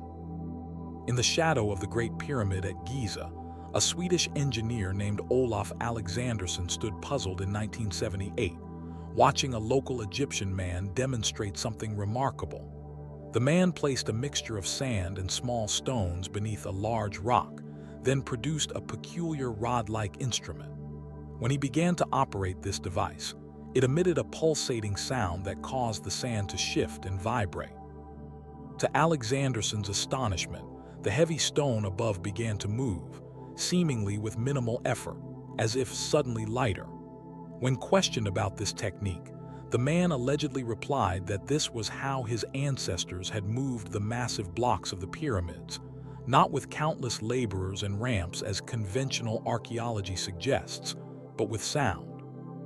This anecdote, controversial and disputed by mainstream archaeologists, represents just one thread in a fascinating tapestry of theories collectively known as acoustic levitation. The idea that ancient civilizations may have discovered methods to use sound waves to reduce the effective weight of objects, making it possible to move massive stones with relative ease. While conventional science remains deeply skeptical, these theories persist because they address a genuine archaeological mystery. How did ancient builders move and place stones weighing tens or even hundreds of tons with such apparent precision? The mystery deepens when we look at specific examples across different cultures. In Egypt, the Aswan obelisk weighs approximately 1,200 tons, equivalent to about 10 modern passenger jets. In Baalbek, Lebanon, the stone of the pregnant woman weighs an estimated 1,200 tons. At Ollantaytambo in Peru, massive andesite blocks weighing 50 tons or more were somehow transported up steep mountain slopes, then fitted together with such precision that a credit card cannot be inserted between them. Conventional archaeology offers explanations involving large workforces, sledges, ramps, and counterweights. These explanations are technically feasible, but often require extraordinary assumptions about ancient labor organization and engineering skills. This gap between established explanations and the apparent difficulty of these ancient construction feats has created space for alternative theories to flourish. The acoustic levitation theory finds its most detailed expression in accounts of mysterious practices supposedly observed in Tibet and Egypt. According to a particularly famous story, published in a German magazine in the 1930s, Swedish Dr. Jarl was invited to witness Tibetan monks moving large stones using an unusual sonic method. As the story goes, the monks arranged themselves with drums and trumpets in a precise formation around a large boulder positioned on a sloped platform. After chanting and playing their instruments for several minutes in a specific rhythm, the boulder allegedly began to float, allowing the monks to guide it through the air toward a cliffside temple under construction. This account, never independently verified and rejected by most academics as fiction, nevertheless captured public imagination. It seemed to offer a mystical yet quasi-scientific explanation for how ancient people might have accomplished seemingly impossible architectural feats. Similar stories emerged about Egyptian priests using rod-like instruments to move massive blocks with sound, about Incan shamans using conch shell trumpets to lighten stones, and about ancient Indian builders using mantras to reduce the weight of temple components. While these accounts lack credible evidence, they've inspired some researchers to investigate whether there might be any scientific basis for acoustic levitation. Surprisingly, modern physics does confirm that sound waves can indeed create levitation effects under certain conditions. Since the 1970s, scientists have successfully used focused acoustic waves to levitate small objects, typically lightweight spheres or droplets of liquid, suspended within precisely calibrated standing wave patterns. NASA and other research organizations have developed acoustic levitation chambers that can suspend small objects using ultrasonic waves. These systems create what physicists call acoustic radiation pressure. Essentially, sound waves exert tiny forces on objects they encounter. When these forces are properly focused and amplified, they can counteract gravity for very small, lightweight objects. But here's the critical limitation. Current acoustic levitation technology can only lift objects weighing a few grams at most, not multi-ton stone blocks. The physics involved doesn't scale up easily. The power requirements and precise wave control needed to levitate massive objects would be enormous, far beyond what ancient civilizations could have achieved with any known technology. This scientific reality hasn't deterred proponents of ancient acoustic levitation theories. Some suggest that ancient civilizations might have discovered currently unknown physical principles or developed technologies lost to history. They point to enigmatic features in ancient structures as potential evidence of acoustic technology. For instance, the Grand Gallery within the Great Pyramid has unusual acoustic properties that create standing wave patterns at specific frequencies. Some researchers have suggested this wasn't accidental, but designed for sonic purposes. Similarly, certain ancient temples in India and Peru contain stones that produce distinct tones when struck, arranged in patterns that some interpret as deliberate acoustic designs. One particularly intriguing variant of the acoustic levitation theory involves infrasound sound waves below the range of human hearing. Infrasound can travel long distances and penetrate solid objects more effectively than audible sound. Some proponents suggest ancient builders might have used infrasonic resonance to alter the effective weight of stone blocks, making them easier to move without fully levitating them. This modified theory is somewhat more physically plausible. Vibrations at specific frequencies can reduce friction between objects, potentially making it easier to slide heavy stones. Modern construction sometimes uses vibrating platforms to help position large concrete elements. Could ancient builders have discovered similar principles? The question becomes more complex when we consider the potential role of natural acoustic phenomena in ancient construction sites. Many ancient quarries and construction sites are located near natural features that could amplify or focus sound, cliff faces that create echo effects, caverns with natural resonance, or rock formations that channel sound waves in unusual ways. Could ancient builders have incorporated these natural acoustic properties into their construction techniques? While mainstream archaeology remains skeptical, Some researchers are conducting experiments to test modified versions of acoustic levitation theories. In Peru, engineer John Burke has documented unusual electromagnetic anomalies at ancient construction sites, speculating that a combination of acoustic and electromagnetic effects might have been used to reduce friction when moving large stones. In Egypt, acoustics researcher John Reed has identified unusual sound propagation patterns in the king's chamber of the Great Pyramid, suggesting the structure might have been designed with specific acoustic properties in mind. These investigations haven't validated acoustic levitation as commonly described, but they've raised intriguing questions about whether sound might have played some role in ancient construction techniques that we don't fully understand. Perhaps the truth lies somewhere between the extremes, not magical sonic levitation as depicted in some accounts, but sophisticated applications of acoustic principles that enhance traditional construction methods. What makes the acoustic levitation theory particularly fascinating is how it resonates across different cultural traditions. Ancient texts from diverse civilizations contain references to sound as a creative or transformative force. In Hindu tradition, the universe itself is created through sound, the cosmic vibration of Om. Egyptian creation myths speak of the god Thoth creating reality by speaking words of power. Biblical tradition states that, in the beginning was the Word. These metaphysical associations between sound and creation might reflect observational knowledge that sound waves can indeed physically affect matter. Ancient peoples would have observed how drumbeats could make water surfaces ripple, how certain sounds could cause objects to vibrate in sympathy, or how voice tones could shatter delicate objects when they hit resonant frequencies. From these observations, might they have developed more sophisticated applications of acoustic principles that we've yet to rediscover? The mystery deepens when we consider that many ancient construction sites around the world share unexplained acoustic properties. The ball court at Chichen Itza in Mexico produces strange echo effects that researchers still cannot fully explain. Newgrange Tomb in Ireland enhances certain vocal frequencies while dampening others. The Hypogeum in Malta amplifies specific vocal tones throughout its underground chambers.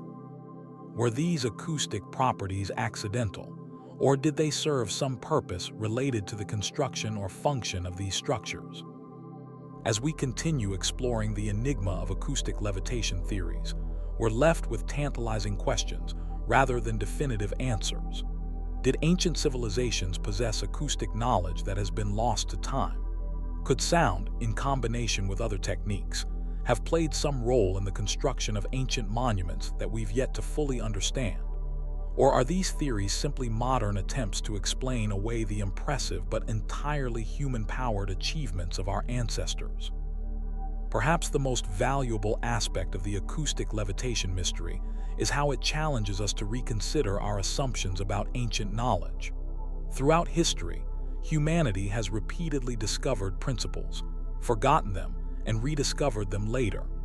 The concrete used by ancient Romans was superior to modern Portland cement in certain applications, yet the formula was lost for centuries.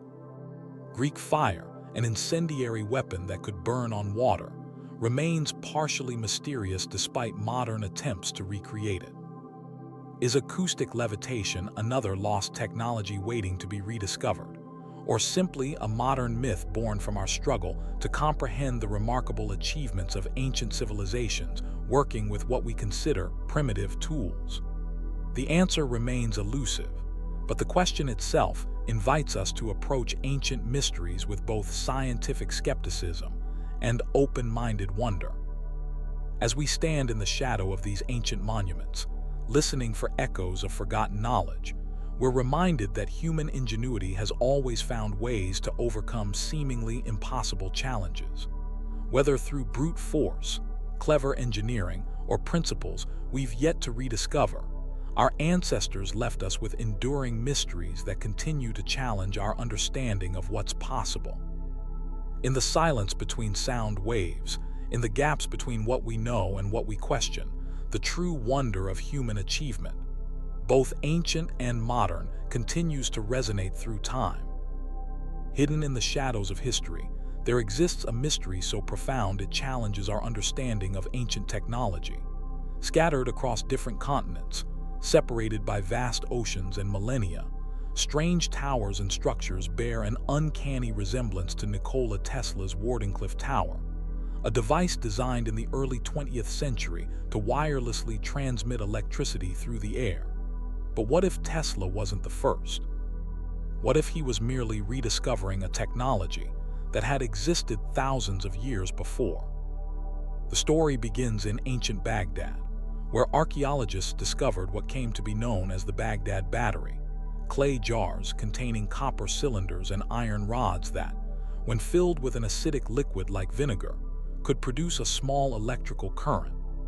Dating back to approximately 250 BCE, these devices suggest that some ancient civilizations understood basic principles of electricity long before modern science acknowledged its existence. But generating electricity is one thing. Transmitting it wirelessly across great distances is an entirely different level of technological achievement.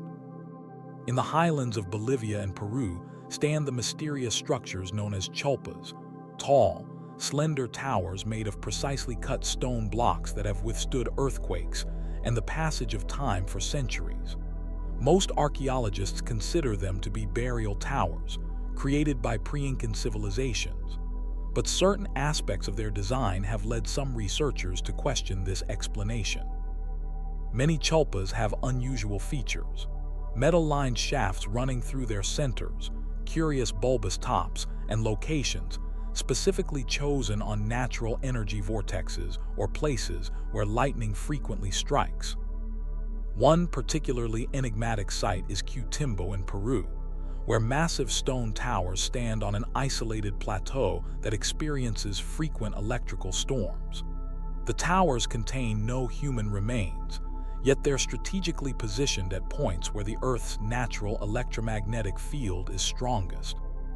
Some researchers believe these structures may have been designed to capture atmospheric electricity, drawing lightning or ambient electrical energy from the air itself, just as Tesla's tower was designed to do. Then there's the Great Pyramid of Giza, perhaps the most studied ancient structure on Earth, yet still shrouded in mystery. Recent studies have revealed that the Great Pyramid can concentrate electromagnetic energy in its internal chambers and below its base. The pyramid's unique shape, combined with the materials used in its construction, limestone outer casing with high calcium content, and granite interior blocks containing crystals with piezoelectric properties, creates a structure that could theoretically harness electrical energy from the Earth's natural electromagnetic field. Halfway across the world, in ancient China, tall pagodas dotted the landscape, often topped with metal spires reaching toward the heavens. Traditional explanations suggest these structures were purely ceremonial, but some researchers point to curious similarities between Chinese pagodas and modern lightning rods. Many ancient Chinese texts refer to heavenly fire being drawn down from the sky, and several pagodas show evidence of lightning strikes throughout their history. Yet instead of being damaged, they seem designed to channel this energy. But perhaps the most tantalizing clues come from ancient India, where texts describe devices called Agni Mantapas, structures that could supposedly collect and distribute what they called divine fire, or etheric energy. The ancient Sanskrit texts of the Vedas contain descriptions of towers that could harness energy from the atmosphere and distribute it to surrounding areas, providing light and power without the need for fuel. These accounts bear a striking resemblance to Tesla's vision of free, wireless energy transmitted through the air. In his own words, Tesla once wrote, "Throughout space there is energy. Is this energy static or kinetic? If static, our hopes are in vain. If kinetic, and this we know it is for certain, then it is a mere question of time when men will succeed in attaching their machinery to the very wheelwork of nature." What if ancient civilizations had already succeeded in this quest thousands of years before Tesla was born? The similarities between these ancient structures and Tesla's Wardenclyffe Tower are difficult to dismiss. Tesla's tower was designed with a base building that housed electrical generators and transformers, a tall wooden tower rising from this base, and a large, mushroom-shaped metal dome at the top. This dome was meant to create a connection with the ionosphere, the electrically charged layer of our atmosphere. By establishing this connection, Tesla believed he could tap into the natural electrical potential difference between the Earth and its upper atmosphere, essentially using the planet itself as a conductor. Many of the ancient towers we've discussed share key elements of this design: tall structures built on specific geological locations, often incorporating metals and materials we now know to have conductive properties, with curious dome or bulbous shapes at their tops. Is this merely coincidence, or evidence of a sophisticated understanding of electrical principles that has been lost to time? Critics argue that these similarities are superficial, and that attributing advanced electrical knowledge to ancient civilizations is simply projecting modern understanding onto the past. They point out that none of these ancient structures have been proven to generate or transmit electricity in controlled experiments. Yet this absence of proof isn't necessarily proof of absence. After all, many of these structures have been damaged, rebuilt, or significantly altered over thousands of years.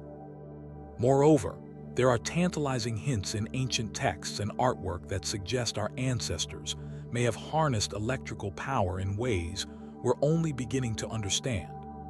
Ancient Egyptian reliefs at the Temple of Hathor appear to depict large bulbous objects that bear a striking resemblance to modern electrical lamps, complete with what looks like filaments inside. The famous dendrolite carving shows what some interpret as a primitive electrical light bulb, powered by a cable-like object connected to a box-like device. Similarly, certain passages in ancient Vedic texts describe devices that sound remarkably like electrical capacitors and batteries. The epic Mahabharata contains references to weapons and devices powered by an invisible force that modern translators have struggled to define, a force that behaves suspiciously like electricity. If ancient civilizations did indeed possess the knowledge to harness electrical energy from the atmosphere, as Tesla attempted to do millennia later, why was this technology lost? One theory suggests that a global cataclysm, perhaps the end of the last ice age, and the massive flooding that accompanied it, wiped out advanced civilizations and their technology, leaving only scattered remnants and fragmented knowledge behind. Another possibility is that this technology was deliberately hidden or suppressed. Some ancient texts suggest that certain knowledge was considered too powerful or dangerous for the uninitiated. Perhaps the ability to draw free energy from the air itself was one such closely guarded secret, eventually lost as civilizations fell and libraries burned. What we do know is that Tesla's dream of free, wireless energy was never fully realized in the modern era. His Wardenclyffe Tower project was abandoned when his funding was cut, and conventional methods of generating and distributing electricity, methods that could be metered and monetized, became the standard instead. One can't help but wonder, if ancient civilizations did possess this technology, did they use it more wisely than we have? The questions surrounding these ancient Tesla-like towers remain unanswered. Were they merely burial chambers, ceremonial structures, and architectural achievements as conventional archaeology suggests? Or were they sophisticated devices designed to harness the electrical energy naturally present in our atmosphere? A technology so advanced that when Nikola Tesla proposed it in the early 20th century, it was considered revolutionary. Perhaps the truth lies somewhere in between. Maybe these ancient structures served multiple purposes: cultural, ceremonial, and practical, including some functions that involved principles we would now recognize as related to electricity. The ancients may not have understood electrical energy in the same scientific terms we use today, but they may have observed its effects and developed methods to harness it through generations of trial and error. As we continue to study these enigmatic structures with modern scientific tools and open minds, we may yet discover that the brilliance of Tesla's vision was not entirely original, but rather a rediscovery of knowledge that had once been possessed by civilizations long turned to dust. And if that's true, what other ancient technologies might we be on the verge of rediscovering? What other secrets might be hiding in plain sight, etched in stone and waiting for us to recognize their true purpose? The answer may be blowing in the wind, crackling in the lightning, or humming in the Earth's magnetic field, waiting for us to listen with the right ears and see with the right eyes. Throughout history, one pursuit has captivated the minds of scholars, mystics, and scientists alike: the seemingly impossible dream of turning ordinary metals into gold. For centuries, we've dismissed alchemy as a pseudoscience, a primitive precursor to modern chemistry built on mistaken assumptions and magical thinking. But what if we've been too quick to judge? What if ancient alchemists knew something we've forgotten, or deliberately obscured their discoveries beneath layers of symbolism and secrecy? The story of alchemy stretches back thousands of years, with roots in ancient Egypt, where it was known as Chem, or the Black Land, a reference to the dark, fertile soil deposited by the Nile floods. The Egyptians were master metallurgists who developed sophisticated techniques for working with gold, copper, and other metals. Their knowledge was so advanced that even today, archaeologists find themselves puzzled by certain Egyptian artifacts, gold objects with a purity and consistency that should have been impossible to achieve with ancient technology. From Egypt, alchemical knowledge spread to ancient Greece, where it mingled with philosophical concepts about the nature of matter and transformation. The Greeks believed that all substances were composed of four elements: earth, air, fire, and water, and that by manipulating these elements, one substance could be transformed into another. This idea wasn't as far-fetched as it might seem to modern ears.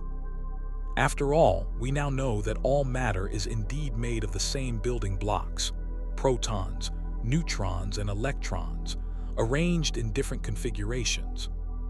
But it was during the Islamic Golden Age, from the 8th to the 14th centuries, that alchemy truly flourished. Scholars like Jabir ibn Hayyan, known in the West as Geber, conducted countless experiments and wrote volumes on alchemical processes. Jabir described procedures for purifying metals, creating alloys, and producing chemical compounds that modern scientists have verified as legitimate. He also wrote about something more controversial, a mysterious substance he called elixir, better known to us as the Philosopher's Stone. According to alchemical texts, the Philosopher's Stone wasn't necessarily a stone at all, but a powder or substance that could transmute base metals into gold. It was said to be created through a process called the Great Work, a complex, multi-stage procedure involving precise heating, cooling, dissolution, and recombination of specific materials. Most historians have dismissed these accounts as fantasy or metaphor, but certain historical incidents give us pause. In the late 17th century, a mysterious figure known as the Count of Saint Germain appeared in European royal courts, demonstrating what witnesses described as actual transmutation of metals into gold.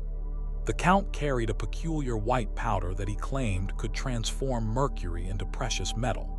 Numerous respected witnesses, including scientists of the day, testified to seeing these demonstrations firsthand. Then there was Nicolas Flamel, a 14th century French scribe who suddenly became inexplicably wealthy. Official records show that Flamel and his wife donated generously to churches and hospitals, establishing 14 hospitals in Paris alone, a level of philanthropy that far exceeded the means of a common scribe. When Flamel's home was searched years after his death, no gold or vast treasures were found. However, his grave was discovered empty when it was exhumed during the French Revolution. Legends persist that Flamel had discovered the secret of the Philosopher's Stone and faked his death to escape those who sought his knowledge. These stories might be dismissed as mere legends, but they take on a different light when we consider recent scientific developments. In 1980, Nobel Prize-winning chemist Glenn Seaborg successfully transmuted a small amount of bismuth into gold using a particle accelerator. The process was far too expensive to be practical for gold production, but it proved that transmutation is indeed scientifically possible. Earlier in the 1940s, nuclear scientists had already achieved transmutation of elements through nuclear reactions, effectively fulfilling the ancient alchemical dream, albeit through means the ancients couldn't have possessed. Or could they? Certain ancient texts describe processes and equipment that bear striking resemblances to modern nuclear science. The ancient Indian epic Mahabharata describes weapons that could destroy entire cities with a flash brighter than 1,000 suns, leaving survivors with hair and nails falling out, symptoms reminiscent of radiation sickness. Ancient Egyptian tombs contain depictions of what some interpret as electrical lighting devices.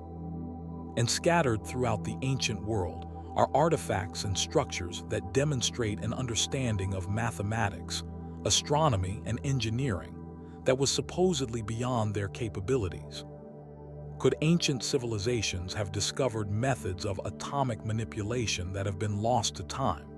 It seems far-fetched, but then again, so did many scientific realities we now take for granted.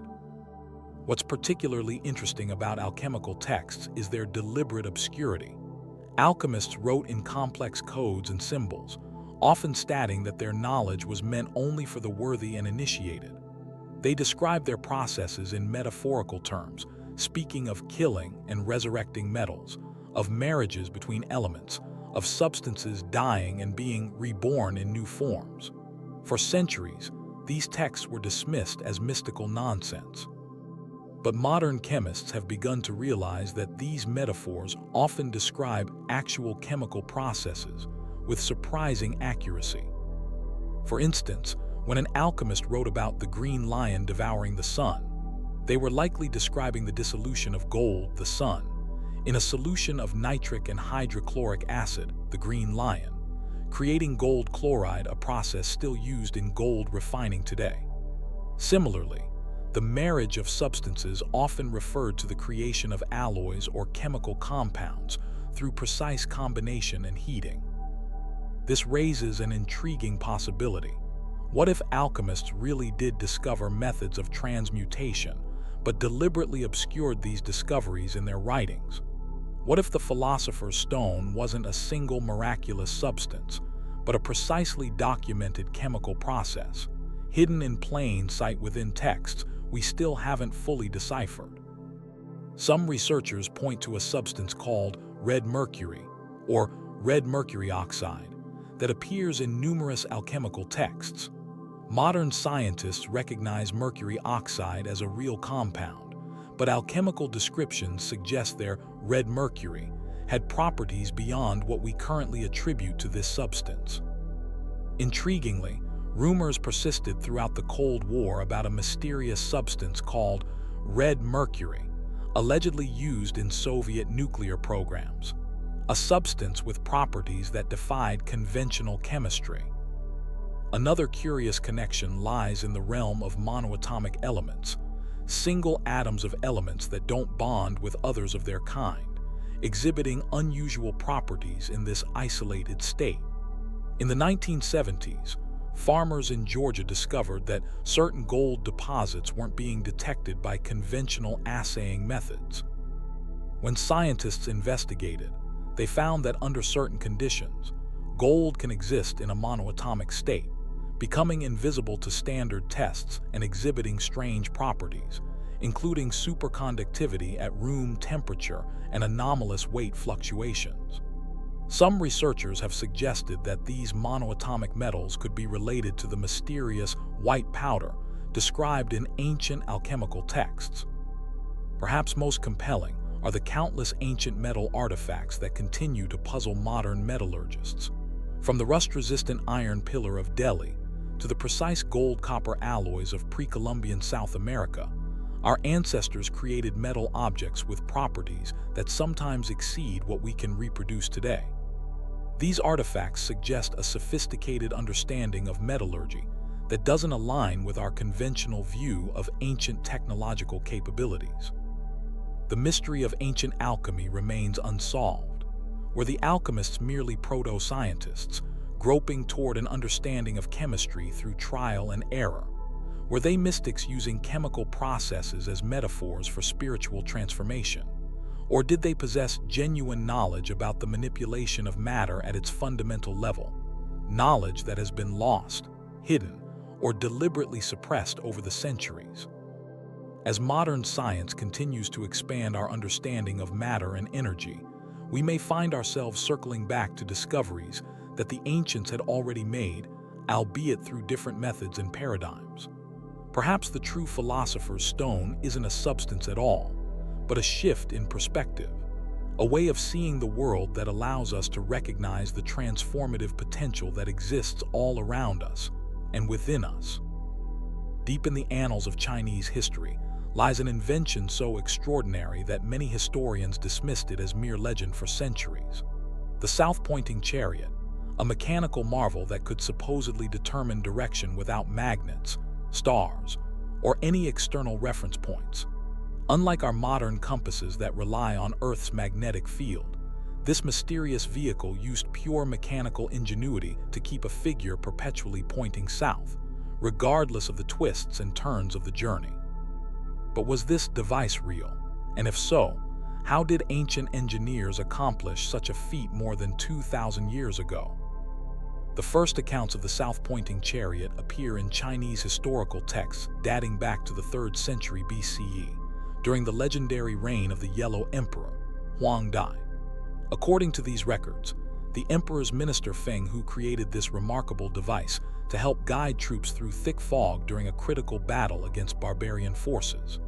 The chariot featured a carved human figure with an outstretched arm that would remain pointing south no matter how the vehicle turned or traveled.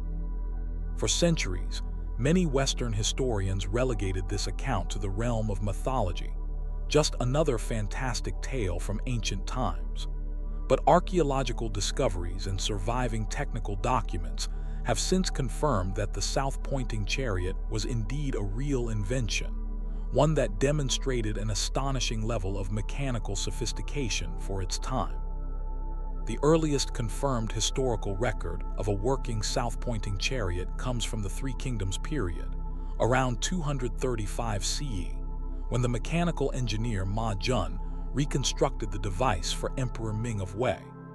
Contemporary accounts describe how the chariot amazed witnesses by maintaining its directional indication, even when blindfolded riders were spun around and disoriented. The mechanical figure would adjust its position with each turn of the wheels, maintaining its southward orientation without fail. What makes this invention particularly fascinating is that it predates the magnetic compass by several hundred years. While the Chinese discovered magnetic direction finding as early as the 4th century BCE, the widespread use of magnetic compasses didn't occur until around 1000 CE. The south-pointing chariot represents an entirely different approach to navigation, one based on pure mechanical principles rather than natural phenomena like magnetism. So how did it work? The answer lies in one of the most elegant applications of differential gearing in the ancient world. Modern reconstructions based on surviving descriptions suggest that the chariot used a complex arrangement of gears connected to the wheels. As the chariot moved, these gears would translate the rotation of the wheels into precise counter-rotation of the pointing figure, effectively canceling out any turns and keeping the figure oriented in its original direction. Imagine two wheels connected by a rod, the axle. When the chariot turns, the outer wheel travels farther than the inner wheel. This difference in distance traveled creates a proportional difference in wheel rotation. The south-pointing chariot's genius lay in harnessing this differential rotation through a system of gears that would adjust the figure's position accordingly. If the chariot turned 90 degrees to the right, the mechanism would automatically rotate the figure 90 degrees to the left, maintaining its original orientation. What's particularly impressive is that this required a sophisticated understanding of mathematics and gear ratios. The mechanism had to precisely account for the chariot's turning radius, wheel size, and other factors to maintain accuracy. Any slight miscalculation in the gear design would result in cumulative errors that would render the device useless over longer journeys. Yet historical accounts suggest that some versions of the chariot could maintain accurate direction over considerable distances. The Song Dynasty text, Mengxi Bitten, Dream Pool Essays, by Shen Kuo describes a south-pointing chariot that could travel from the capital to distant provinces while maintaining its directional integrity, a journey of hundreds of miles. However, all mechanical devices have limitations, and the south-pointing chariot was no exception. Unlike a magnetic compass, it couldn't reset itself if it became misaligned. If the wheels slipped on muddy ground or if the chariot was lifted and repositioned, the directional accuracy would be lost. This may explain why, despite its ingenuity, it never fully replaced other navigational methods in ancient China. The technical sophistication required to create such a device raises intriguing questions about ancient Chinese mechanical knowledge. The differential gear mechanism is typically credited as a European invention of the medieval period, yet the south-pointing chariot suggests that Chinese engineers understood and applied these principles at least 1,000 years earlier.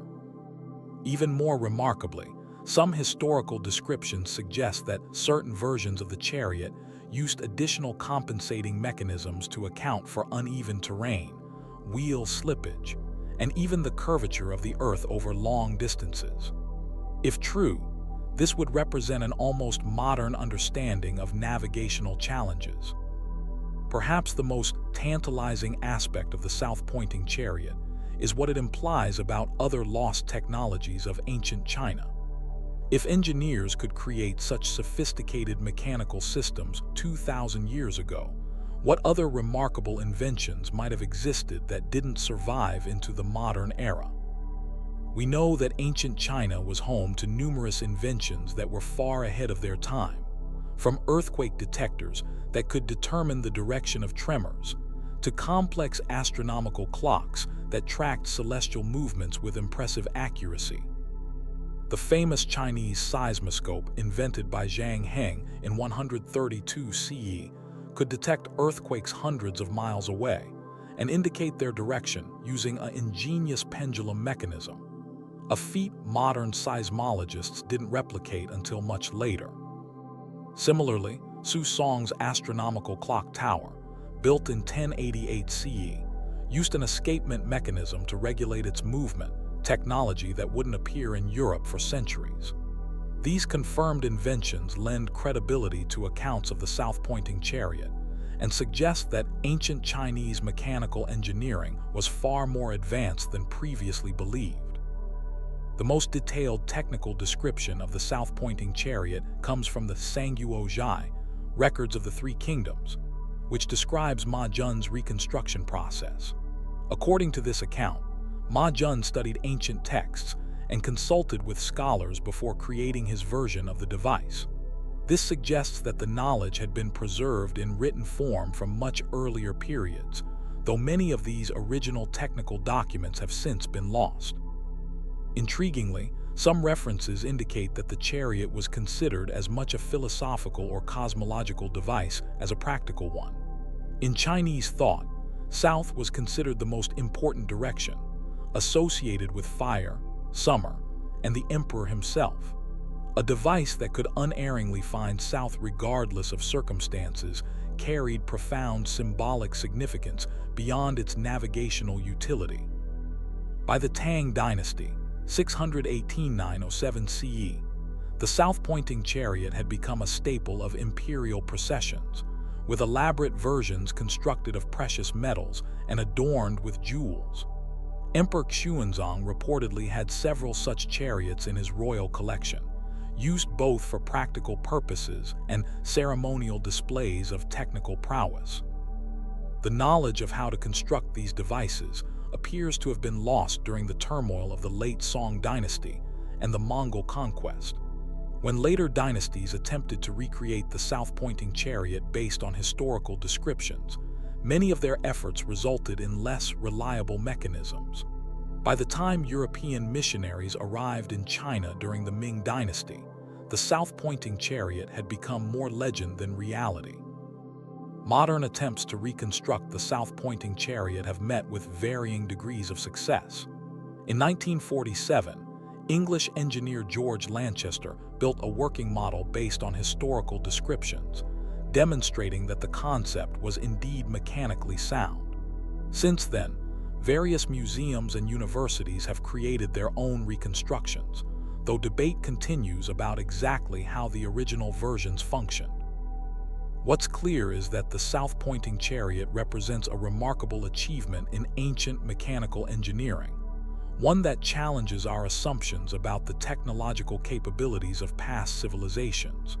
It reminds us that innovation doesn't always follow a linear path, and that sophisticated knowledge can be developed, forgotten, and rediscovered throughout human history.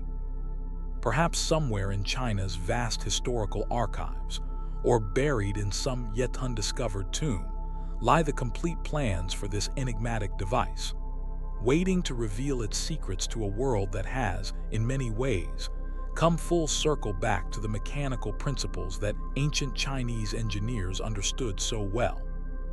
As we look to the future of navigation technology, with its GPS satellites and inertial guidance systems, it's humbling to realize that over 2,000 years ago, craftsmen without computers or advanced manufacturing tools had already devised solutions to the fundamental challenge of knowing which way is south. Solutions elegant in their mechanical simplicity, yet profound in their mathematical underpinnings. In the hushed halls of ancient temples and whispered in the texts of religious scholars lies one of history's most fascinating enigmas, the Shamir. Described in ancient Hebrew texts as a worm or a stone, the size of a barley grain, this mysterious object supposedly possessed the incredible ability to cut and shape the hardest stones with perfect precision, without the use of metal tools. According to legend, King Solomon himself used this miraculous substance to build his magnificent temple in Jerusalem, slicing through massive stone blocks as easily as a knife through soft clay. But what exactly was the Shamir? Was it merely a symbolic device in religious texts, or could it have been a real technological tool lost to the sands of time? The most detailed accounts of the Shamir come from the Talmud and various midrashic texts, which describe it as a worm or creature created during the twilight of the sixth day of creation, placing it among the most primordial and special elements of the world. These texts explain that, when placed on stone, the Shamir could cut through it without physical force. Most intriguingly, the ancient texts specifically mention that King Solomon needed the Shamir because Jewish law prohibited using iron tools on the altar stones of the temple. For if you lift your tool on it, you have profaned it. Exodus 20:25. This prohibition against metal tools presents a puzzling historical question. How did the ancient Israelites cut and shape massive stone blocks with such precision without metal implements? The biblical account tells us that the stones for Solomon's temple were prepared at the quarry, so that no hammer, chisel, or any iron tool was heard at the temple site during its construction. This level of prefabrication would require extraordinary precision, a level of stone cutting that would be challenging even with modern tools. What makes this account particularly intriguing is that similar legends of miraculous stone-cutting tools appear across multiple ancient cultures. In Egyptian mythology, the god Thoth possessed a cutter of stone with magical properties. Mesopotamian texts refer to substances that could make stone soft as clay. And in South America, Incan legends speak of a divine liquid that could dissolve stone, allowing their astonishing masonry feats. These parallel legends become even more compelling when we look at the archaeological evidence. Ancient stone structures across the world, from the precisely cut blocks of the Great Pyramid to the impossibly tight-fitting stones of Pumapunku in Bolivia, display a level of precision that continues to baffle modern engineers. Many of these stones show no signs of conventional tool marks, yet are cut with such accuracy that even a modern business card cannot fit between the joints. Conventional archaeology suggests these feats were accomplished using primitive tools, copper chisels, stone hammers, wooden wedges, and sand abrasives. Yet practical experiments using these methods have struggled to replicate the precision and scale of ancient stonework, especially in extremely hard materials like granite and diorite. Something seems to be missing from our understanding of ancient stoneworking techniques. Could the Shamir have been a real technological device rather than a mythological creation? Several intriguing theories have emerged over the years. One suggests that the Shamir might have been a naturally occurring substance with remarkable properties, perhaps a concentrated form of acid or a naturally radioactive mineral that could etch or weaken stone through radiation. Certain acids, like hydrofluoric acid, can indeed dissolve silicates in stone, though handling such substances would have been extremely dangerous without modern protective equipment. Another theory proposes that the Shamir might have been an early understanding of focused sound technology. Modern experiments have demonstrated that certain frequencies of focused sound can actually fracture and cut stone by creating resonance within the material. The ancient world was well aware of acoustic phenomena, as evidenced by the perfect acoustic properties of structures like Greek amphitheaters. Could they have discovered ways to use sound as a cutting tool? Some researchers have suggested more exotic possibilities, that the Shamir might have represented a form of technology far advanced for its time, perhaps left behind by an earlier, more technologically sophisticated civilization. They point to other anomalous artifacts from the ancient world, like the Baghdad battery or the Antikythera mechanism, as evidence that our ancestors occasionally possessed surprising technological capabilities that defied the conventional timeline of technological development. What's particularly interesting is the specificity of the Shamir accounts. The texts describe it as being kept in a container of lead filled with barley bran, as no other material could contain its power. Lead is indeed known for its ability to block radiation, a property that wouldn't have been understood in ancient times unless they had encountered a radioactive substance and observed its effects. The texts also note that the Shamir became increasingly rare and eventually disappeared entirely after the destruction of the temple, suggesting it was a finite resource rather than a renewable one. The use of the Shamir wasn't limited to stoneworking in these ancient accounts. It was also said to be used for engraving the names of the 12 tribes on the gemstones of the high priest's breastplate, a task requiring extraordinary precision on extremely hard materials. Modern jewelers use diamond-tipped tools and lasers for such work. What did the ancient craftsmen use? Archaeological discoveries at sites connected to ancient Solomon-era constructions have yielded few clues. No unusual tools or substances have been found that might explain the precision stonework observed. However, the absence of evidence isn't necessarily evidence of absence. Organic materials decompose. Unusual minerals might have been completely used up, and valuable technologies would likely have been carefully guarded and protected.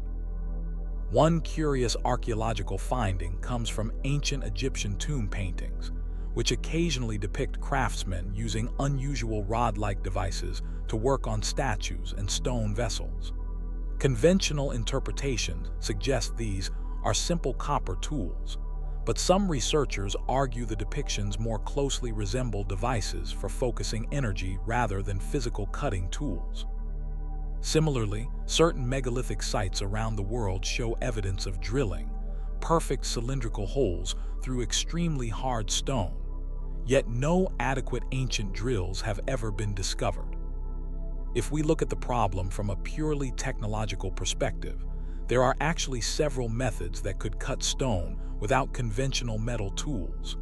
Concentrated sunlight using mirrors can generate enough heat to cut certain types of stone.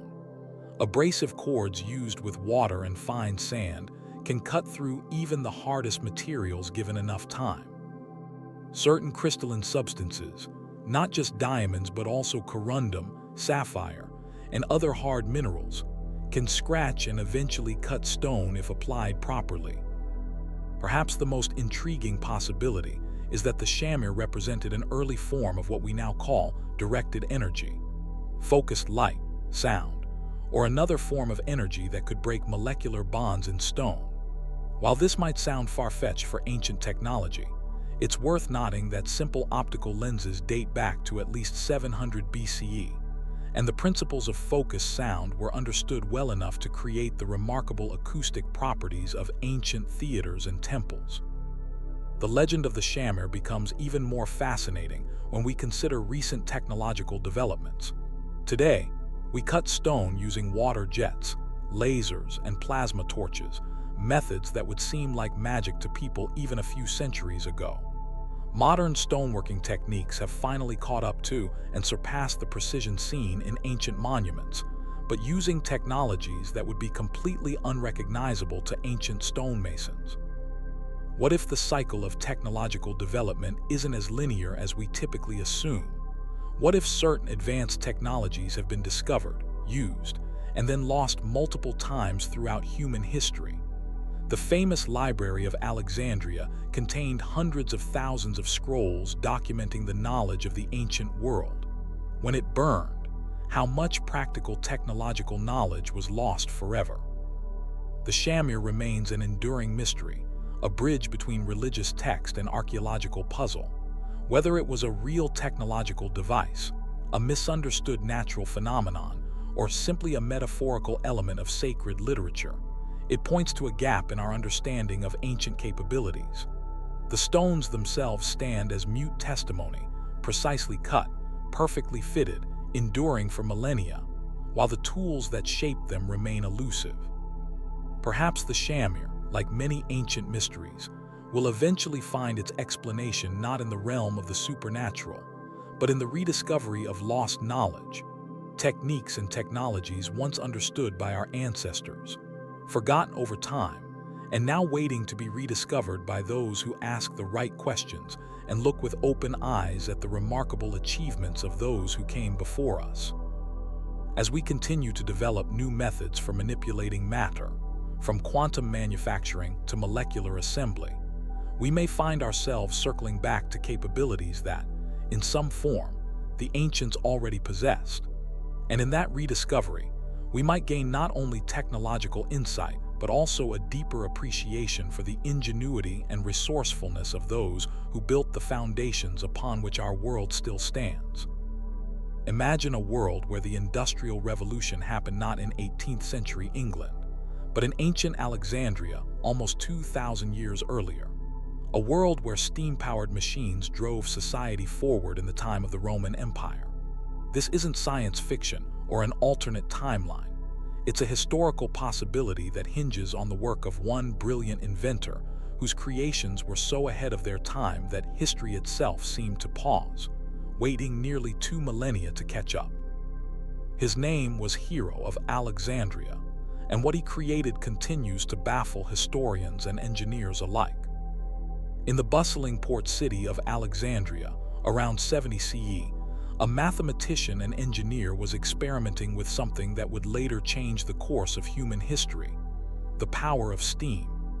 Hero, sometimes called Heron, worked at the legendary Library of Alexandria, that ancient repository of knowledge that represented the pinnacle of classical learning.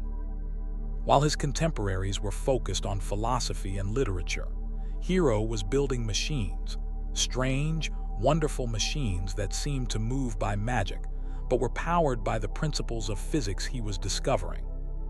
The most famous of his inventions was a device called the Aeolipel, often described as the world's first steam engine.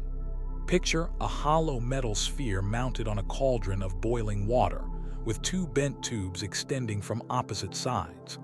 As water heated in the cauldron, steam would rise through pipes into the sphere, and then escape through the bent tubes. The force of the escaping steam would cause the sphere to spin rapidly on its axis, creating rotational motion from heat energy. the basic principle behind every steam engine that would follow thousands of years later. What makes this invention so extraordinary isn't just that it worked. It's that it worked almost 18 centuries before James Watt's steam engine would power the Industrial Revolution. Hero had essentially unlocked the secret to mechanical power generation in ancient times, creating a device that demonstrated the principles that would eventually transform human civilization. And yet, nothing came of it. The Eolipa remained a curiosity, a temple wonder, a toy for entertainment rather than a tool that could change the world. But the Eolipa was far from Hero's only creation.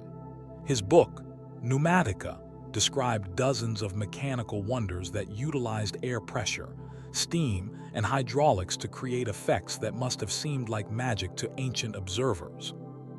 He built automatic doors that would open when priests lit sacred fires on altars. The heat would cause air in sealed containers to expand, pushing water into suspended containers whose weight would then pull on a series of ropes and pulleys to open massive temple doors. Imagine the awe of ancient worshippers, watching temple doors swing open seemingly by divine command, unaware of the brilliant engineering hidden away beneath the floors. Hero created automatic theatrical devices where figurines would move, rotate, and dance through a complex series of mechanics triggered by a simple counterweight. He built the first vending machine, a coin-operated holy water dispenser for temples. Drop a coin into the slot, and it would fall onto a pan connected to a lever, opening a valve that dispensed a predetermined amount of holy water before resetting itself. This self-regulating system was created almost 2,000 years before the modern vending machines we use today. He even created programmable robots, automated figures that could be programmed to move along predetermined paths, powered by a complex system of ropes, knots, and rotating drums. These automatons could enact entire theatrical scenes, moving without human intervention once the mechanism was set in motion. The question that haunts historians is simple yet profound. Why didn't these extraordinary inventions trigger an industrial revolution in ancient times? Hero had unlocked the fundamental principles of steam power, automated systems, and programmable mechanics. He had created working prototypes that demonstrated these concepts could be applied to the real world. Why did humanity wait almost 2,000 years to develop these ideas further? Some scholars believe the answer lies in the economic realities of the ancient world. In a society where slave labor was abundant, there was little incentive to develop labor-saving devices. Why invest in steam-powered machinery when human power was available in abundance and at minimal cost? Others point to the separation between theoretical knowledge and practical application in ancient Greek society, where manual work was often considered beneath the dignity of educated classes.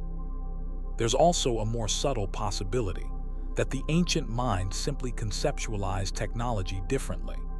Hero's devices were primarily created for temples and theaters, for creating wonder and amazement rather than for industrial production. They were seen as extensions of religious and cultural practices, not as tools for transforming labor and manufacturing.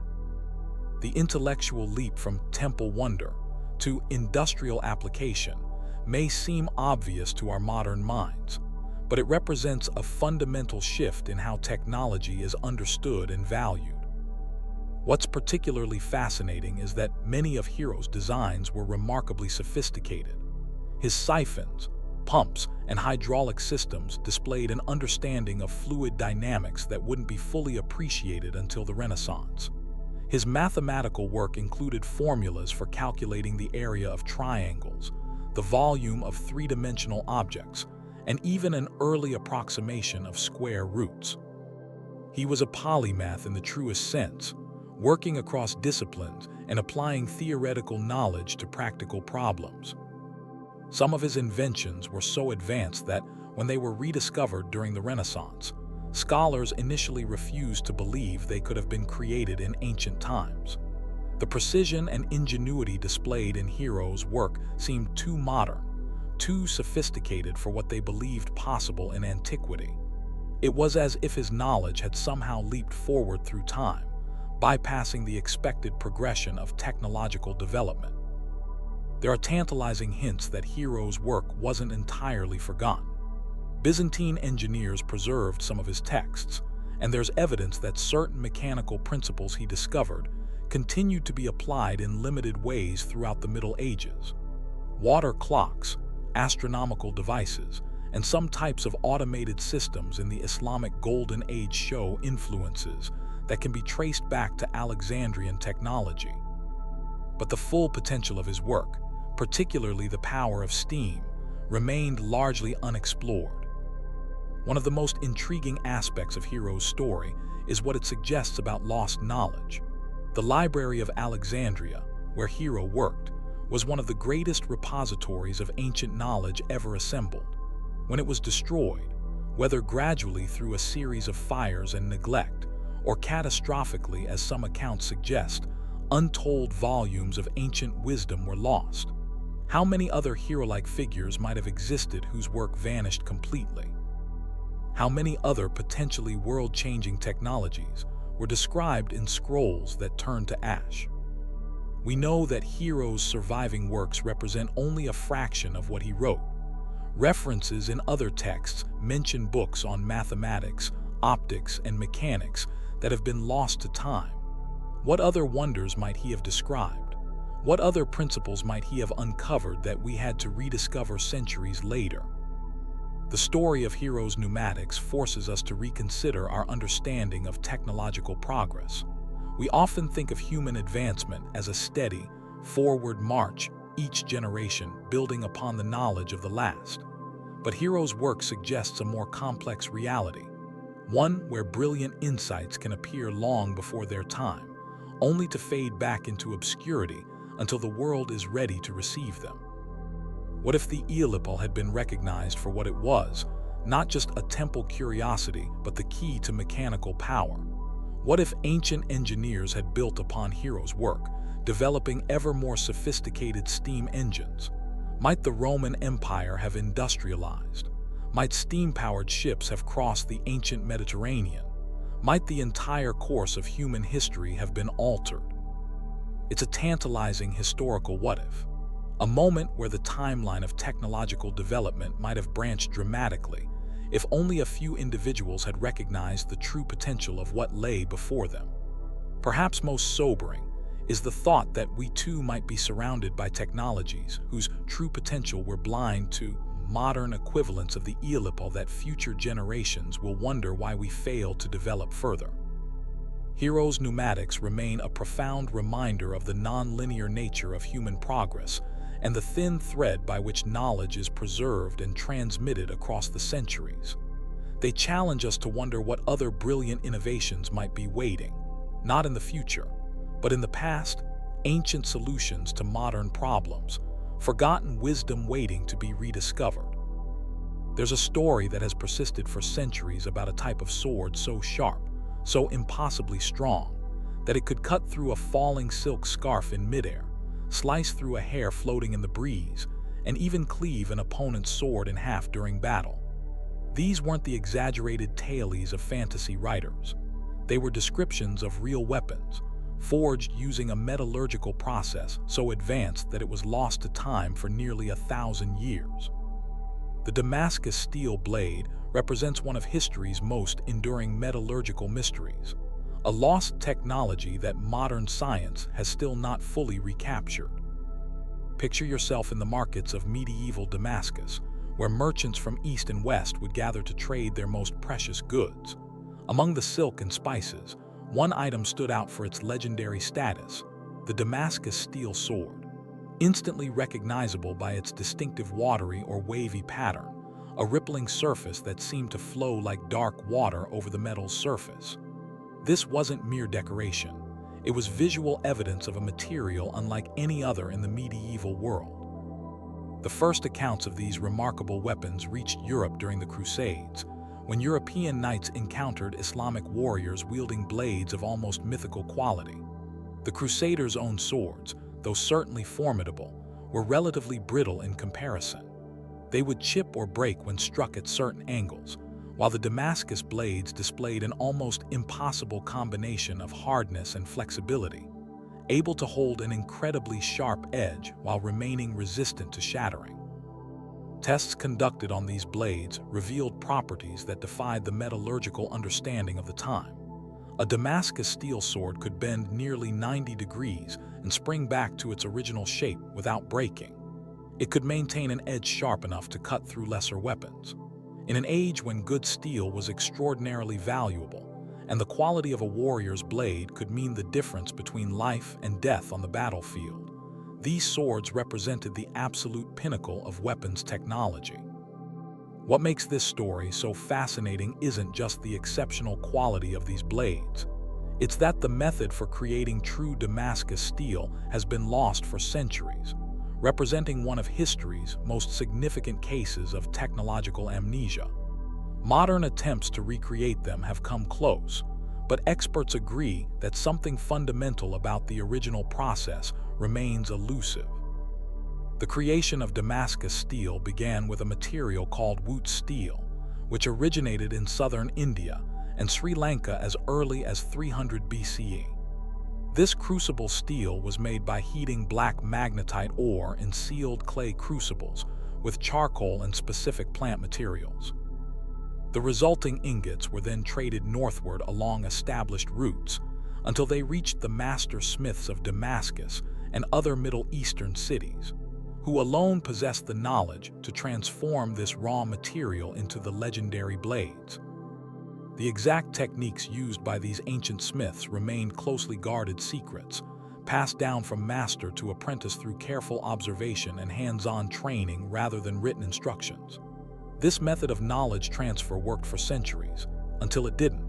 Somewhere around the mid-18th century, the supply of wootz steel began to disappear, and with it, the specialized knowledge required to work it. Within decades, the art of creating true Damascus steel was lost entirely. What caused this disappearance remains debated. Some historians point to changing trade routes disrupting the supply of the specific iron ore needed. Others suggest that the particular species of plants used in the process may have gone extinct or become unavailable.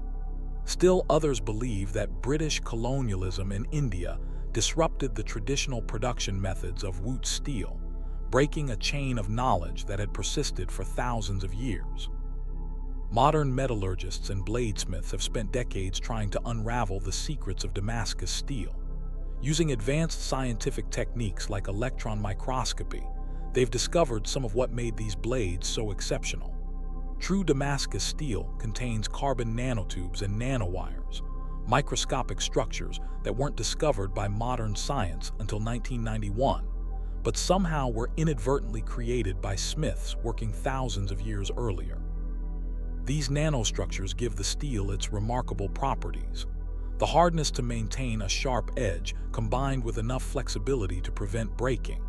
They also create the distinctive watery pattern, known as damask, that identifies genuine Damascus blades. But knowing these structures exist doesn't fully explain how ancient smiths created them without modern equipment or scientific understanding. Even more intriguing is evidence suggesting that Damascus steel contained trace elements that contributed to its unique properties, including vanadium, chromium, manganese, cobalt, and nickel. These elements would have been present in specific ores used to create wootz steel, ores that came from particular mines in India. When those mines were depleted or access to them was cut off, a key ingredient in the production process disappeared. Some research suggests that the secret isn't just in the material but in the specific forging techniques.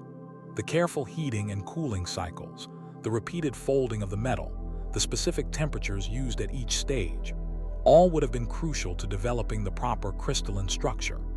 Without modern temperature measuring devices, ancient smiths would have relied on the color of the heated metal and other visual cues, judgment developed through years of apprenticeship.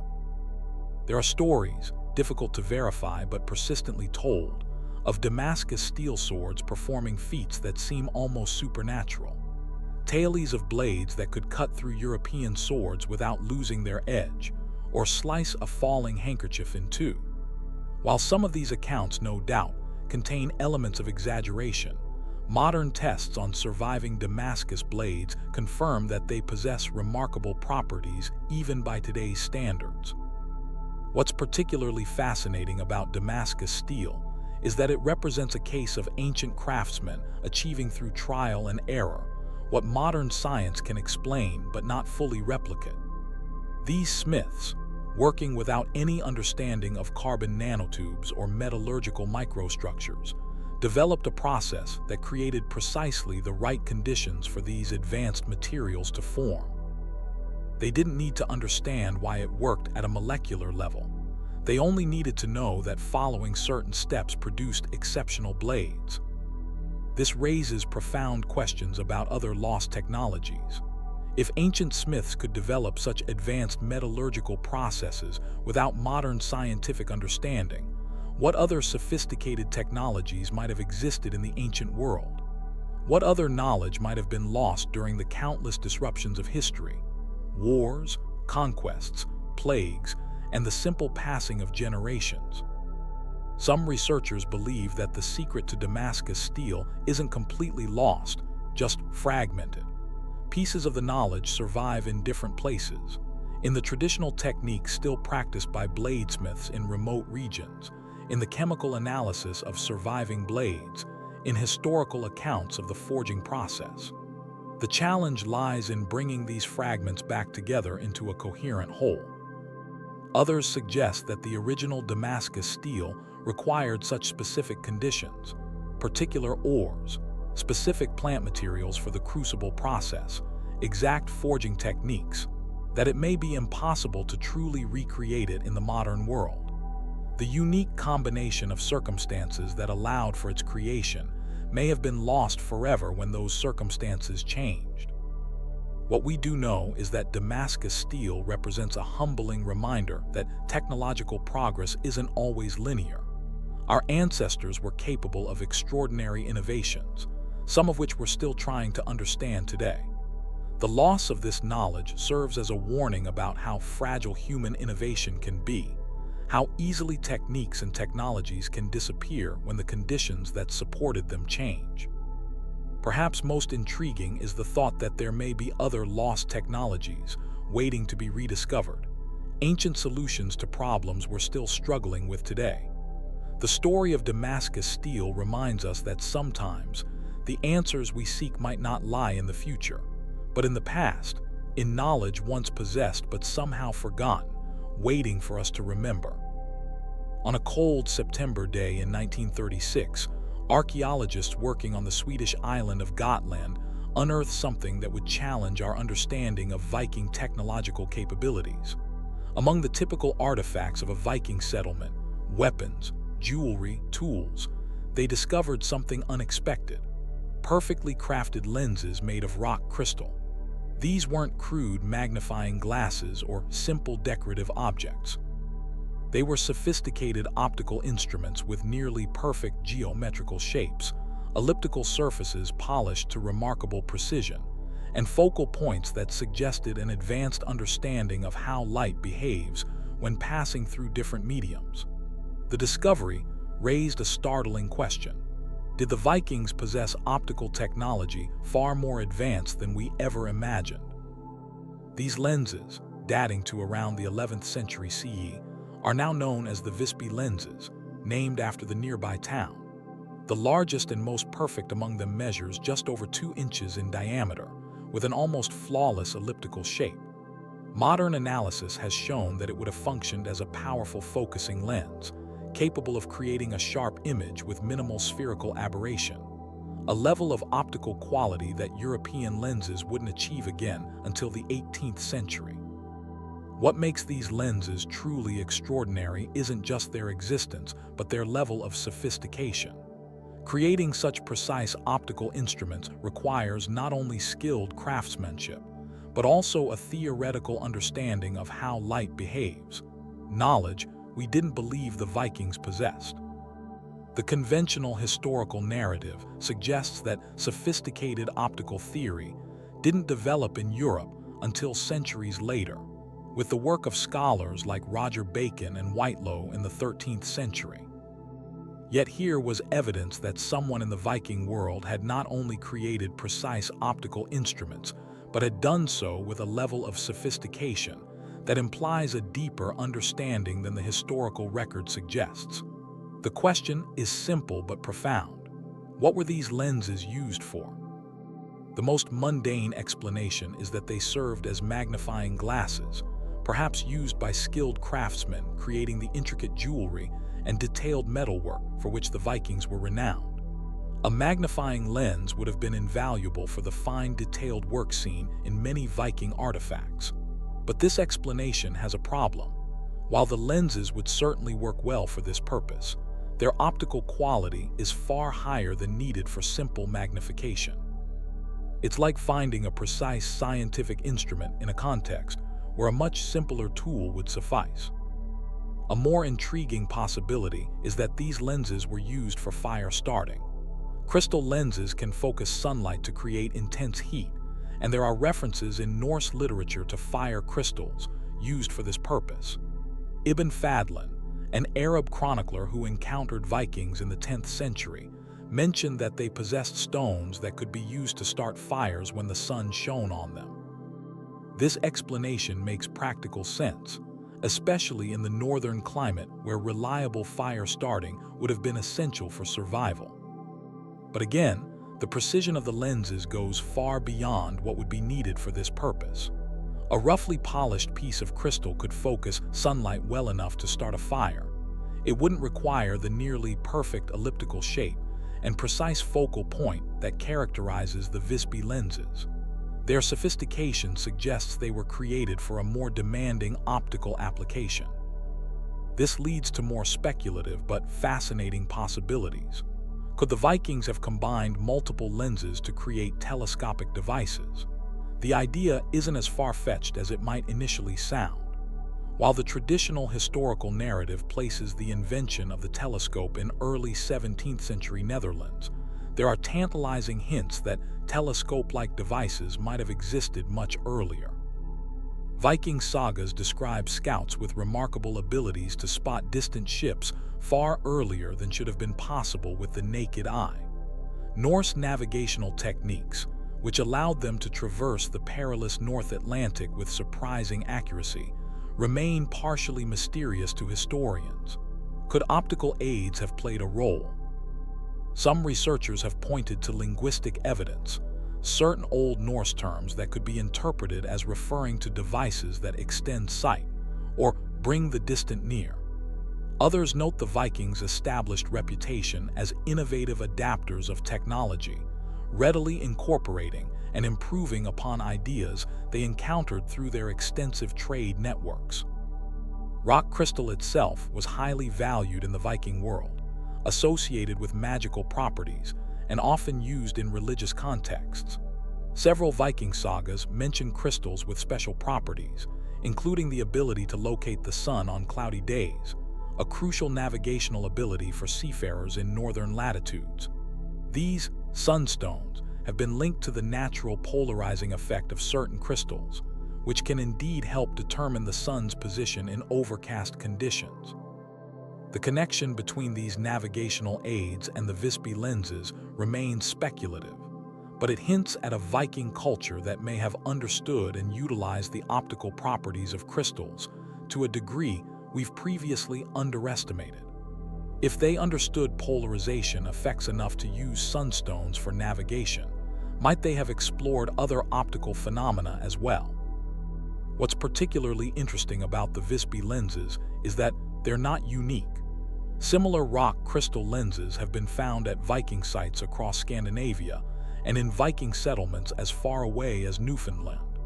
This suggests not an isolated curiosity, but a widespread technology, consistently manufactured to precise specifications across the Viking world. The manufacturing process itself would have been extraordinarily challenging with the tools available. Rock crystal is extremely hard, second only to diamond on the Mohs scale of mineral hardness. Shaping it into a precise lens would have required specialized tools, extensive knowledge of the material's properties, and remarkable skill. The lenses show signs of being ground and polished using progressively finer abrasives, a technique that requires patience and a deep understanding of how to work with this challenging material. Modern reconstructions of these lenses have demonstrated their remarkable optical properties. They can produce clear images with minimal distortion, focus sunlight with enough precision to instantly ignite wood, and magnify small objects with surprising clarity. When multiple lenses are combined in specific arrangements, they can indeed produce telescope-like effects, extending natural vision significantly. If the Vikings did possess some form of telescopic technology, it could explain several historical puzzles.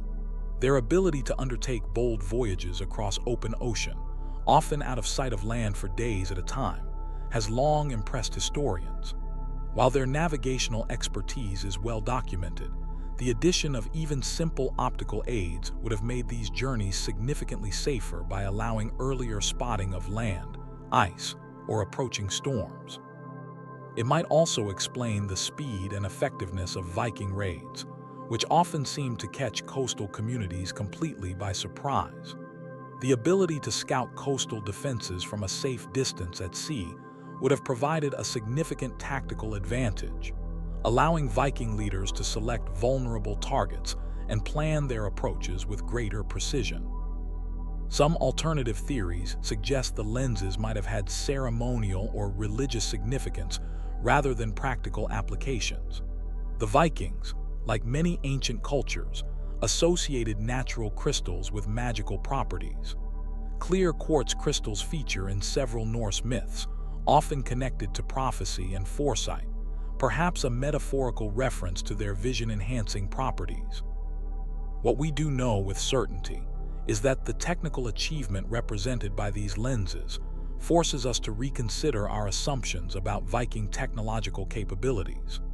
These weren't crude tools created by simple trial and error, but sophisticated optical instruments that demonstrate a deep understanding of material properties and possibly of optical theory itself. The Viking crystal lenses present us with a historical puzzle that remains unsolved. Were they simply high-quality magnifying glasses created by exceptionally skilled craftsmen? Were they part of more complex optical systems that have been lost to time? Or did they serve some purpose we haven't yet considered? Whatever the truth, these remarkable artifacts remind us of how easily knowledge can be lost across the centuries. Between the Viking Age and the modern era, the technique for creating such precise rock crystal lenses apparently disappeared from Scandinavia. The knowledge that was once widespread enough to produce consistent examples across the Viking world somehow faded from memory, only to be rediscovered centuries later. The story of the Viking crystal lenses forces us to question our assumptions about the linear progress of technology and the distribution of knowledge in the ancient world. It suggests that sophisticated understanding can develop, thrive, and then disappear again, leaving behind only tantalizing clues for future generations to puzzle over. What other ancient technologies might have been lost to time, waiting for archaeologists to unearth them? What other capabilities might our ancestors have possessed that we have yet to rediscover? In a world long before electricity, before computers, before modern engineering as we know it, there existed mechanical wonders that seem to defy our understanding of ancient technological capabilities. Imagine walking into a temple in ancient Alexandria or Athens and witnessing something extraordinary. A bird that sings and flaps its wings, mechanical servants that pour wine into cups, miniature theaters where entire mythological scenes play out with moving figures, all operating without human hands guiding them. These weren't fairy tales or exaggerations. They were real devices created by ancient Greek engineers, sophisticated machines that, in many ways, represented the world's first robots.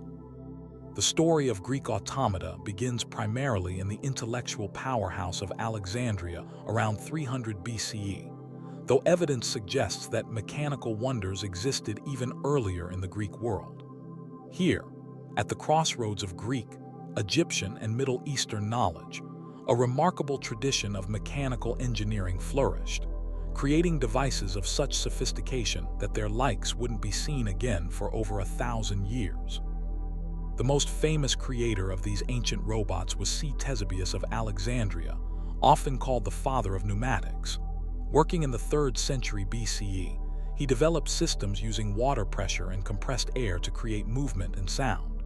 His water clocks featured whistling birds, ringing bells, moving figures, and other animated elements, all powered by the controlled flow of water and air through precisely engineered chambers and tubes. Following in his footsteps came Philo of Byzantium, who expanded on these principles to create even more complex automata.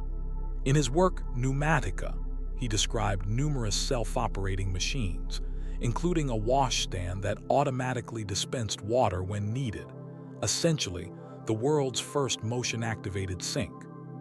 He created mechanical theaters where doors would open automatically, revealing moving figures that enacted various scenes before closing again, all driven by a complex system of weights, pulleys, and air pressure.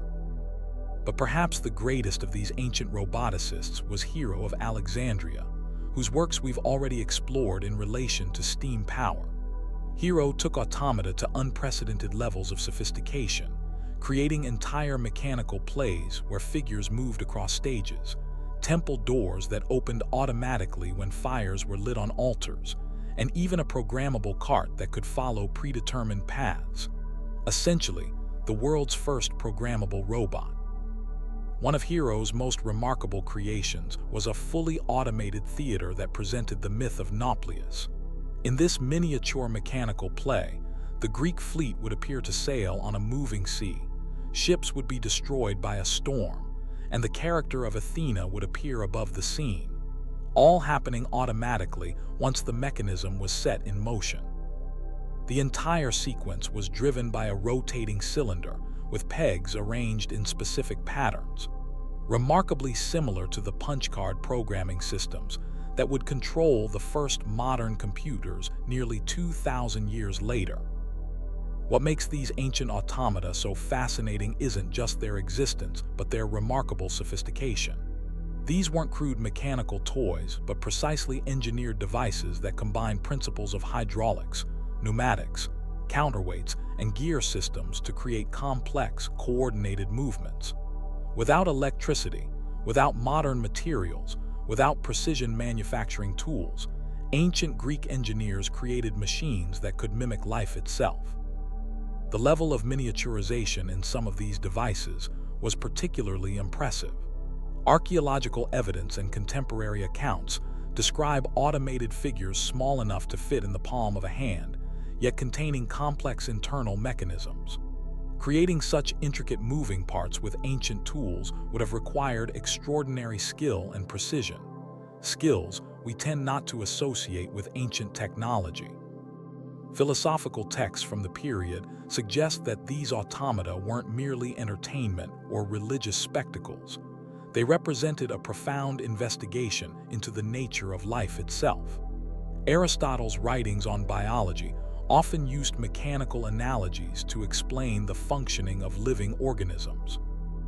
Later philosophers like the Stoics developed theories comparing the universe to a giant mechanical system, with the movements of stars and planets resembling the precisely timed operations of a complex automaton. This raises a provocative question. Were these devices simply clever mechanisms, or did they represent an ancient approach to understanding life and consciousness through mechanical replication? Were the creators of automata attempting, in their way, to create artificial life, to understand the divine spark by recreating it through human ingenuity? The purposes of these automata were varied. Some served religious functions, creating miraculous effects in temples that would impress worshippers and demonstrate divine power. The automatic temple doors described by Hero, which would dramatically swing open when a priest lit a fire on an altar, were designed specifically to create a sense of wonder and reinforce religious authority. These weren't mere parlor tricks. They were sophisticated integrations of technology and religious practice. Others served more practical purposes. Automated hand-washing stations allowed visitors to clean their hands without assistance. Water clocks with automated figures didn't just tell time, but did so in a manner that was easier to read from a distance. Automatic theaters provided entertainment and educational experiences, relating myths and historical events through mechanical reenactment. And some automata served the purpose of pure luxury, mechanical servants that could pour wine or water, automated fans to cool the air, and other devices that provided convenience for the wealthy. Architas of Tarentum reportedly created a mechanical dove that could fly using compressed air, perhaps the world's first drone, created nearly 2.5 millennia before our modern flying robots. What's particularly striking about these ancient automata is how they disappeared from history, representing another case of advanced technology that was lost rather than built upon. The knowledge and techniques used to create these sophisticated machines gradually faded as the classical world gave way to late antiquity and the early medieval period. The precision engineering, the understanding of pneumatics and hydraulics, the techniques for creating complex geared mechanisms, all declined or disappeared entirely from Western Europe.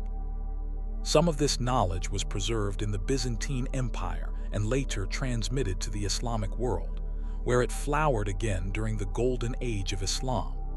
Engineers like the Banu Musa brothers and Al-Jazari created water clocks, automatic musical instruments, and humanoid automata that built upon Greek principles while adding new innovations. Al-Jazari's famous elephant clock from the 13th century featured multiple moving figures and represented one of the most complex automata created before the Renaissance. But in Western Europe, these technologies were largely forgotten until manuscripts describing the ancient automata were rediscovered during the Renaissance. These texts caused a sensation, inspiring a new generation of automata creators who sought to recreate and surpass the wonders of antiquity. The elaborate mechanical figures and self-operating devices of the 18th century, which would eventually lead to the development of modern robotics, owed a direct debt to these ancient Greek pioneers. What caused this knowledge to be lost in the first place? Historians point to several factors. The decline of the great learning centers like Alexandria disrupted the transmission of specialized technical knowledge. The complexities of automata creation required precision tools and dedicated craftsmen, resources that became scarcer as economic systems changed. And as religious practices shifted, the temple automata that had been important in pagan worship became less relevant in monotheistic contexts. There's also the simple fact that automata required a substantial economic surplus to support their creation. As the Roman Empire faced increasing pressures and resources became more constrained, the luxury of developing complex mechanical devices for entertainment or religious purposes became harder to justify. The knowledge wasn't lost in a single catastrophic event, but faded gradually as fewer and fewer people had the opportunity to learn these specialized skills. What's perhaps most intriguing about ancient Greek automata is how they challenge our narrative of technological progress. The sophisticated mechanical principles they embodied wouldn't re-emerge in Europe until the clockmaking traditions of the late Middle Ages, and some of their most advanced features, like programmable movement, wouldn't appear again until the industrial era. This suggests a view of history where knowledge doesn't always accumulate steadily, but can flourish, disappear, and then be rediscovered centuries later. The ancient Greek automata represent a technological path that could have led in different directions. Had this tradition continued unbroken, might mechanical computing have developed much earlier? Might the industrial use of mechanization have begun in ancient times rather than in 18th century England? These questions are impossible to answer definitively, but they hint at historical turning points where the trajectory of human technological development might have been dramatically different. What we can say with certainty is that the ancient Greeks created machines of remarkable sophistication, devices that demonstrated principles we typically associate with much later periods of technological development. They did so using only the materials and tools available to an ancient civilization. No electricity, no precision-machined metals, no computer-aided design. Just human ingenuity, careful observation, and extraordinary craftsmanship. The automata of ancient Greece serve as a humbling reminder that our ancestors were capable of far more than we sometimes give them credit for. They remind us that the human drive to create machines that mimic life, what we now call robotics, isn't a modern phenomenon but has roots stretching back thousands of years. And perhaps most importantly, they demonstrate how fragile knowledge can be, how even the most remarkable technologies can be forgotten when the conditions that supported their creation change. The story of Greek automata isn't just a curious historical footnote. It's a window into an alternative technological history, a glimpse of a path not fully taken, and a reminder that sometimes the most revolutionary ideas aren't new at all. They're rediscoveries of knowledge that was once possessed and then lost to time. Deep in the cold waters of European rivers and buried beneath centuries of soil lie remnants of one of history's most perplexing technological marvels, the Viking Ulfbert swords. These aren't just any medieval weapons. They represent a metallurgical anomaly so advanced that modern scientists still struggle to understand how they were created over 1,000 years ago. The Ulfbert swords seem to defy the timeline of technological evolution, appearing centuries before they should have been possible. The story begins with a simple inscription, a name etched into polished steel, plus ULFBERHT+. This signature, carefully inlaid with iron wire into the blade's surface, marks these swords as something extraordinary. Researchers have uncovered around 170 of these legendary blades across northern Europe, dating from approximately 800 to 1100 Common Era. Each one bears this mysterious marking, a brand that would become synonymous with unparalleled quality and almost mythical sharpness. But what makes these swords truly remarkable isn't just their craftsmanship, it's their composition. Modern analysis reveals something that shouldn't have existed in medieval Europe: crucible steel with astonishingly low levels of slag and impurities, and carbon content 3 times higher than other swords of the period. This wasn't just slightly better steel. This was a quantum leap in metallurgy that wouldn't become standard in Europe for nearly 800 more years. How was this possible? How did Viking Age swordsmiths create steel of such extraordinary quality when the technology to produce it supposedly didn't exist until the Industrial Revolution? This is where our mystery deepens, where history itself seems to fragment into competing theories and tantalizing possibilities. The conventional explanation suggests these blades weren't of European origin at all. During this period, the Vikings were master traders with roots extending far into the east, reaching the Byzantine Empire and even Central Asia. Some historians believe the secret of the Ulfbert lies along the ancient trade routes, specifically in the crucible steel produced in the Middle East and India, known as Damascus steel or woots. This legendary metal, famous for its distinctive watery pattern and remarkable properties, was created in areas like modern-day Iran, India, and Syria. The theory goes that Viking traders acquired either the finished steel or the knowledge to create it and brought it back to northern Europe, where master craftsmen forged it into these superior weapons. But there's a problem with this explanation. The composition of Ulfbert swords, while similar to Woot's steel in quality, shows distinct differences in structure and manufacture. It's as if the Viking swordsmiths had taken Eastern metallurgical knowledge and adapted it into something uniquely their own. Then there's the question of the Ulfbert name itself. Who was this mysterious figure? The most common theory suggests Ulfbert was not a single person, but perhaps a monastery or forge that specialized in these superior weapons. The plus signs that bracket the name on the blade have been interpreted as crosses, possibly indicating a connection to the Christian Church, which at that time controlled much of the written knowledge in Europe. Could secretive monksmiths have been the keepers of this advanced metallurgical knowledge? Some researchers have proposed an even more controversial theory, that the Ulfbert blades represent evidence of independent European discovery of advanced steelmaking techniques. Perhaps somewhere in the forests of what is now Germany or Scandinavia, a brilliant smith stumbled upon the secret of creating high-carbon steel centuries before it was officially discovered.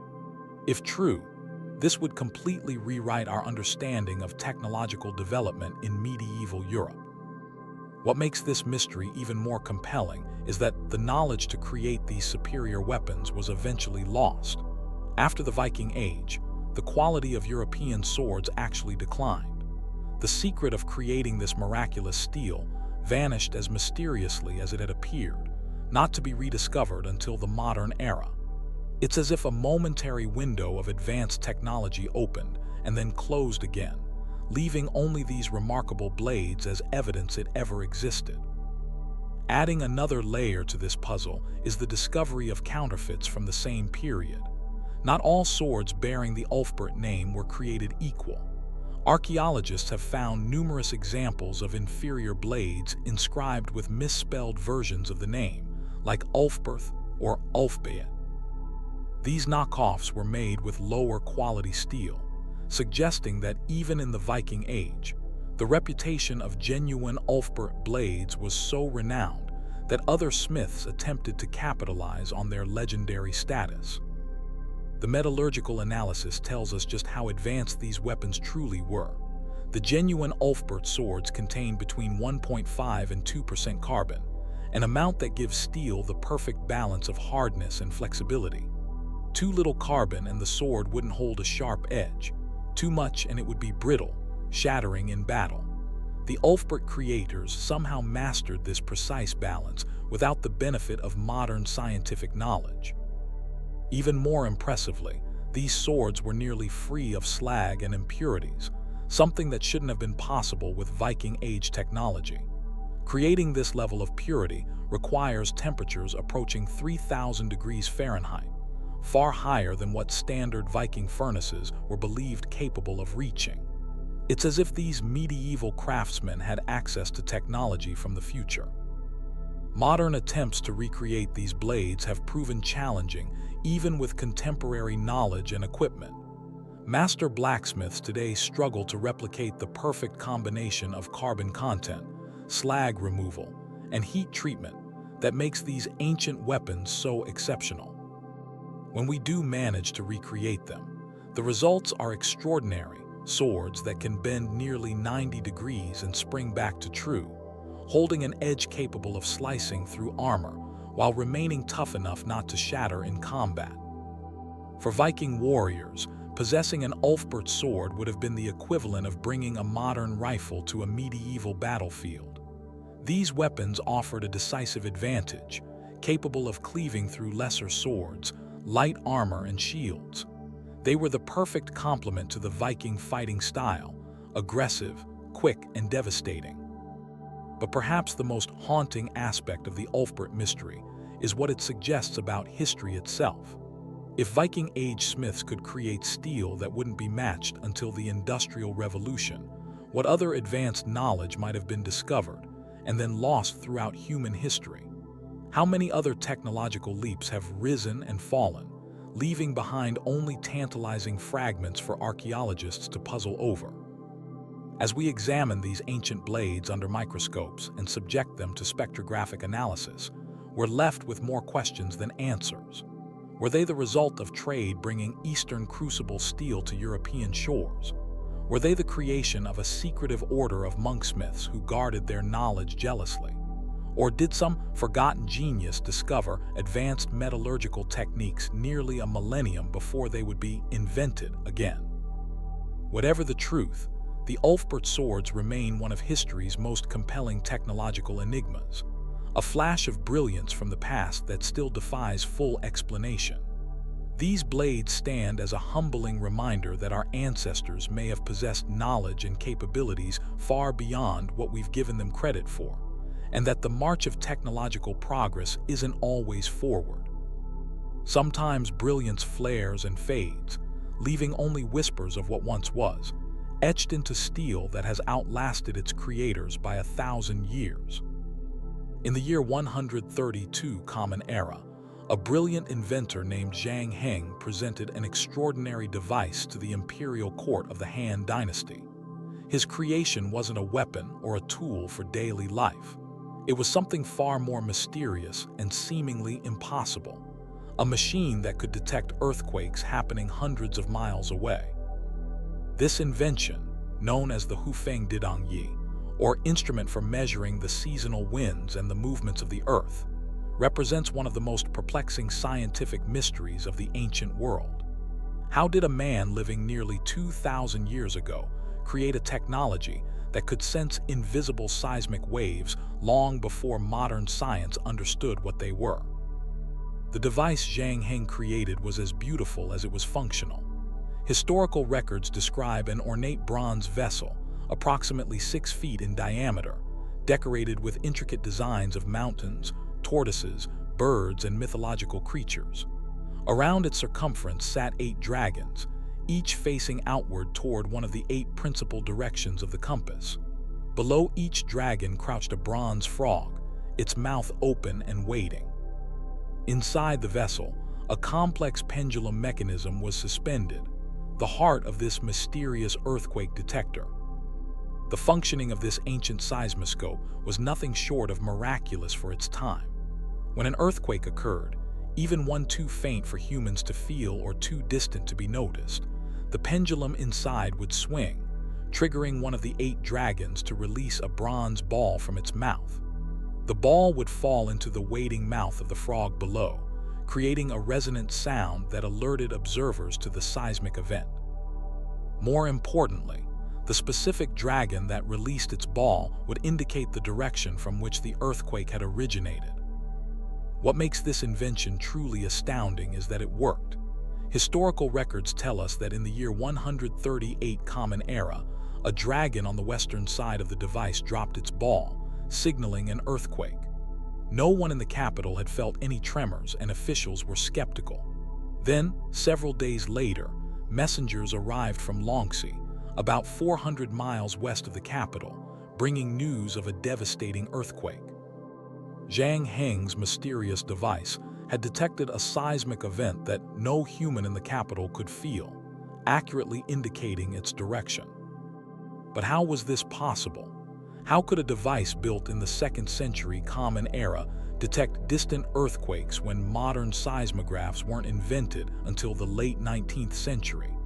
This is where our mystery deepens into a technological puzzle that still confounds experts today. The most perplexing aspect is that the detailed designs for Zhang Heng's seismoscope were lost to history. While contemporary descriptions exist, they lack the specific internal mechanisms that made it function. This has led to numerous attempts by modern scientists to reverse engineer this ancient device, with varying results and competing theories about how it actually worked. One theory suggests that Zhang Heng's invention utilized a simple inertial pendulum system. When seismic waves reached the device, they would cause the outer vessel to move, while the suspended pendulum remained relatively stationary due to inertia. This differential movement would then trigger the release mechanism for the appropriate dragon. It's a plausible explanation, but some experts question whether such a simple mechanism could detect earthquakes from hundreds of miles away, particularly given the limited materials and precision tooling available in the 2nd century. Other researchers propose that Zhang Heng may have discovered principles of resonance that wouldn't be scientifically formulated until centuries later. Perhaps his device contained multiple pendulums of varying lengths, each calibrated to resonate with different seismic frequencies. Such a system might amplify faint seismic signals, allowing the detection of distant earthquakes. If true, this would mean Zhang Heng had intuited complex principles of wave propagation and harmonic resonance nearly 17 centuries before modern physics formalized these concepts. Even more mysterious is the question of directional sensitivity. Modern seismographs require multiple instruments to determine the direction of an earthquake, yet Zhang Heng's single device could apparently identify which direction the seismic waves came from with remarkable accuracy. Some reconstructions suggest an ingenious arrangement of levers and triggers inside the vessel, positioned to respond differently depending on the direction of ground movement. But without the original blueprints, we can only speculate about the precise mechanism. What we do know is that Zhang Heng was far from an ordinary inventor. Historical records describe him as a polymath, an astronomer, mathematician, scientist, engineer, geographer, and artist. He created the first water-powered armillary sphere to track celestial bodies, accurately calculated the value of pi, and made significant contributions to cartography. His seismoscope wasn't a lucky accident, but the creation of one of the ancient world's greatest scientific minds.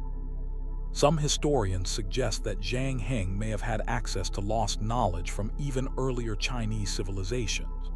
The Han Dynasty placed great emphasis on collecting and preserving ancient texts, and Zhang Heng would have had access to the imperial libraries.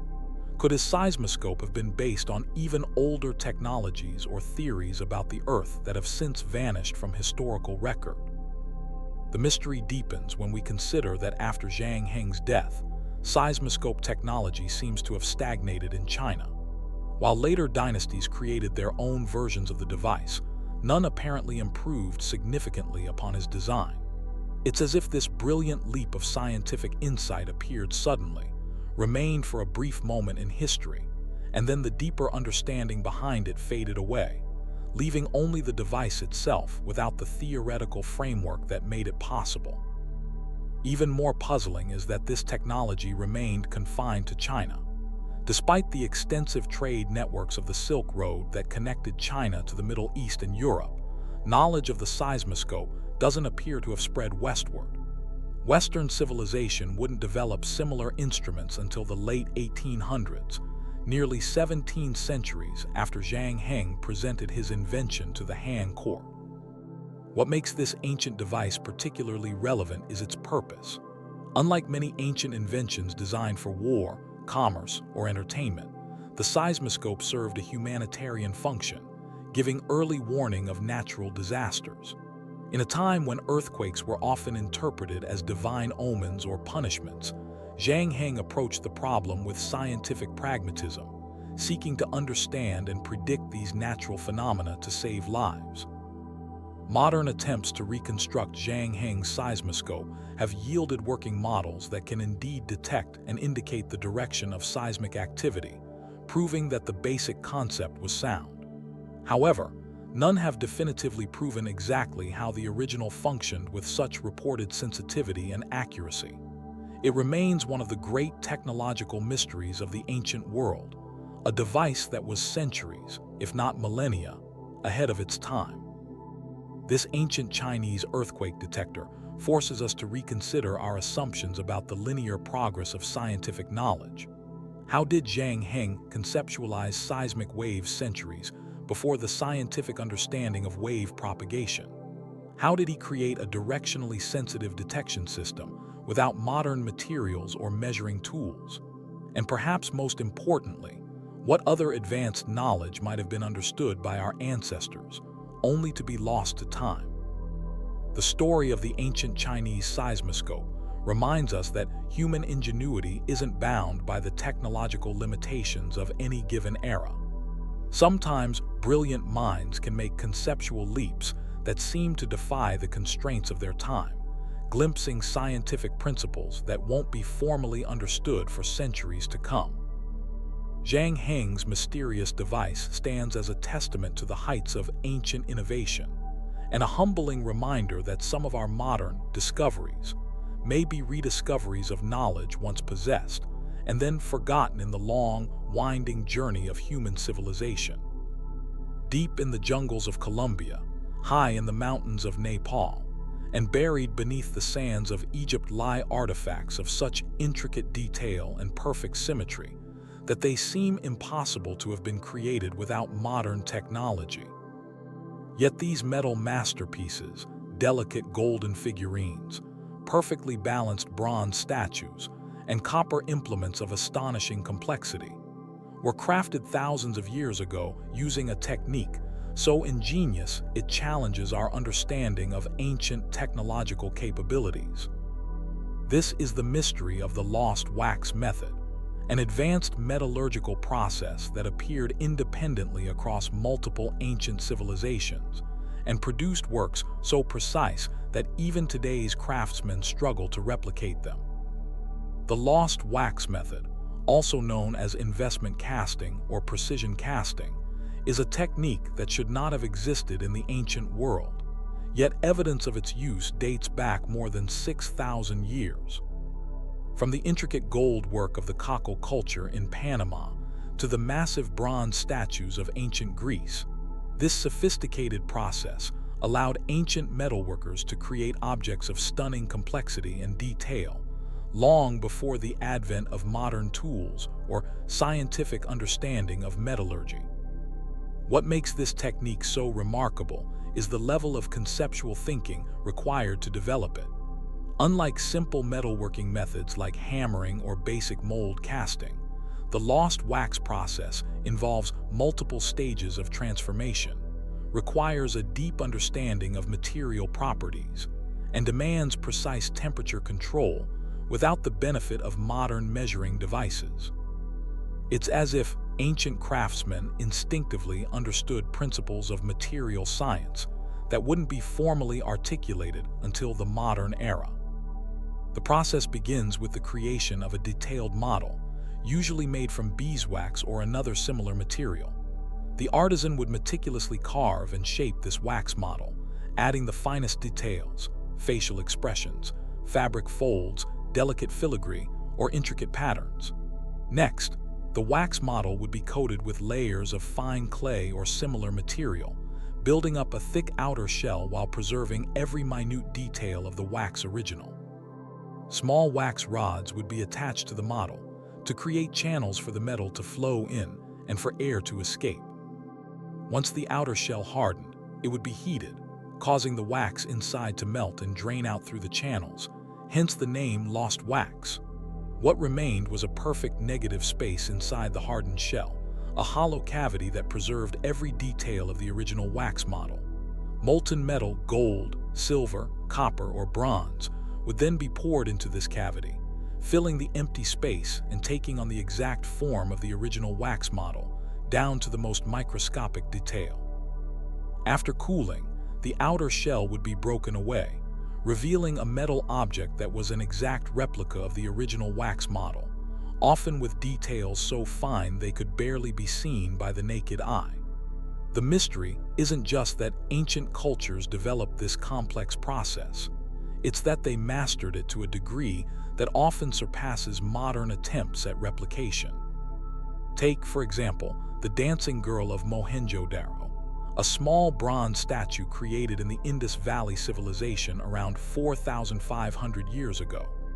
This diminutive figure, standing less than 5 inches tall, features anatomical details and a sense of dynamic movement that would challenge today's most skilled sculptors. Or consider the sophisticated golden figurines of Colombia's Quimbaya culture, with their perfect symmetry and seamless construction, created more than 1,000 years ago. Perhaps most impressive are the massive bronze statues of ancient Greece and Rome, some standing over 20 feet tall. These weren't simply cast in one piece. They were created through multiple lost wax castings, then assembled with such precision that the seams between sections were nearly invisible. The Zeus of Artemision, created around 460 BCE, displays an understanding of human anatomy and fluid motion that seems to transcend its bronze material, appearing almost alive despite being crafted 2.5 millennia ago. How did ancient cultures, spread across different continents with no known contact between them, all independently develop this sophisticated metallurgical process? And how did they achieve such extraordinary results without modern tools or scientific knowledge? Some archaeologists suggest that the lost wax method might have a single point of origin, perhaps in the ancient Near East, from which it spread to other civilizations through trade networks. However, evidence of independent development in isolated cultures like those of pre-Columbian South America challenges this theory. It appears more likely that human ingenuity, faced with similar challenges in working with precious metals, arrived at similar solutions in different parts of the world. But this raises an even more profound question. Why has a technique developed thousands of years ago remained essentially unchanged into the modern era? The lost wax method used today in high-precision manufacturing, from jewelry to aerospace components, follows almost exactly the same steps as those used by ancient craftsmen.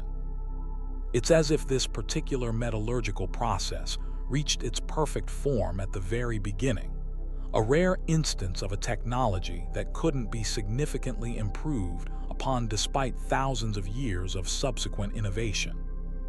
What's even more perplexing is that many ancient cultures achieved results with this technique that would be challenging even for today's artisans with all their modern advantages.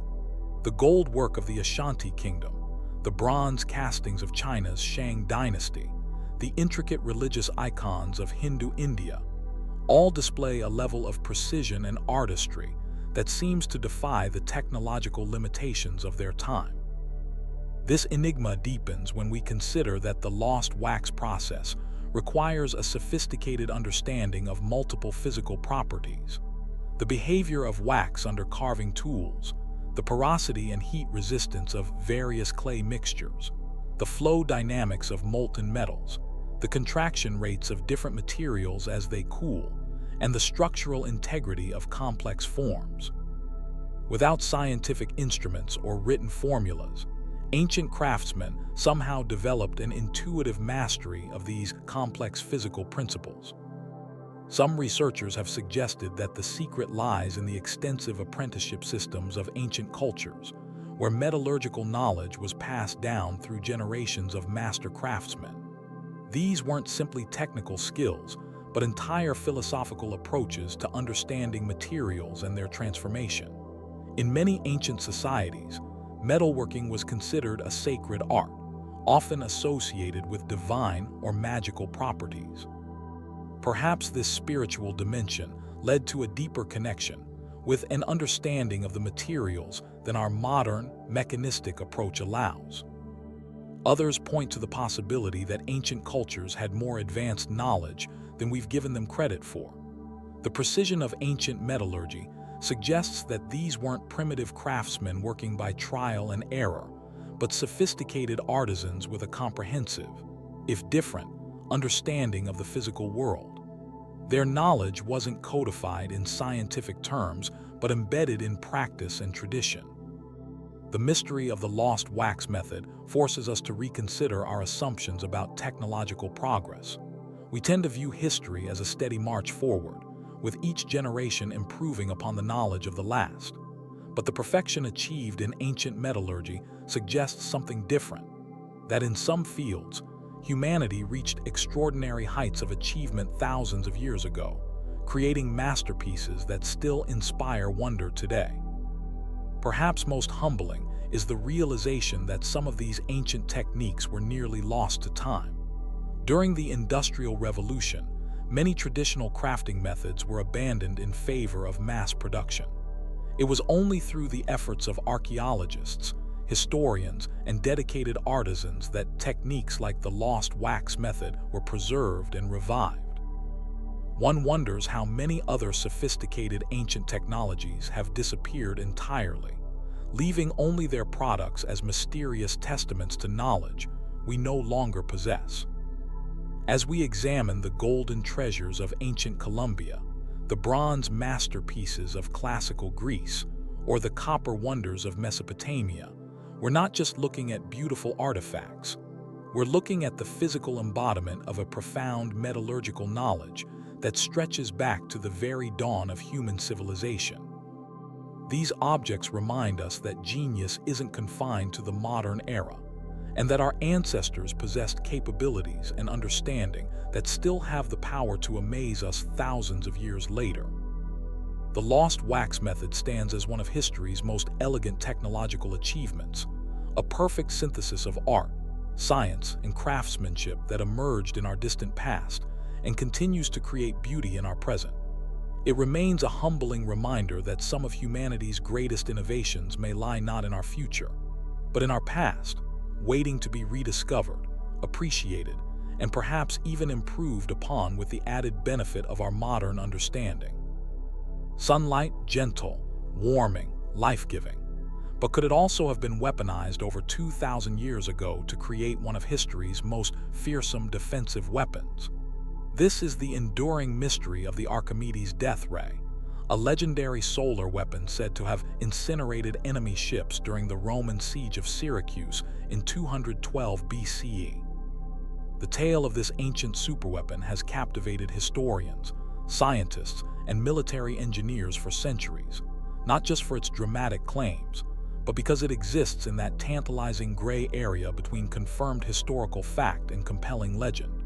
Did the greatest mathematical mind of antiquity really create a solar death ray, or is this tale too extraordinary to be true? Let's dive into one of history's most fascinating technological mysteries.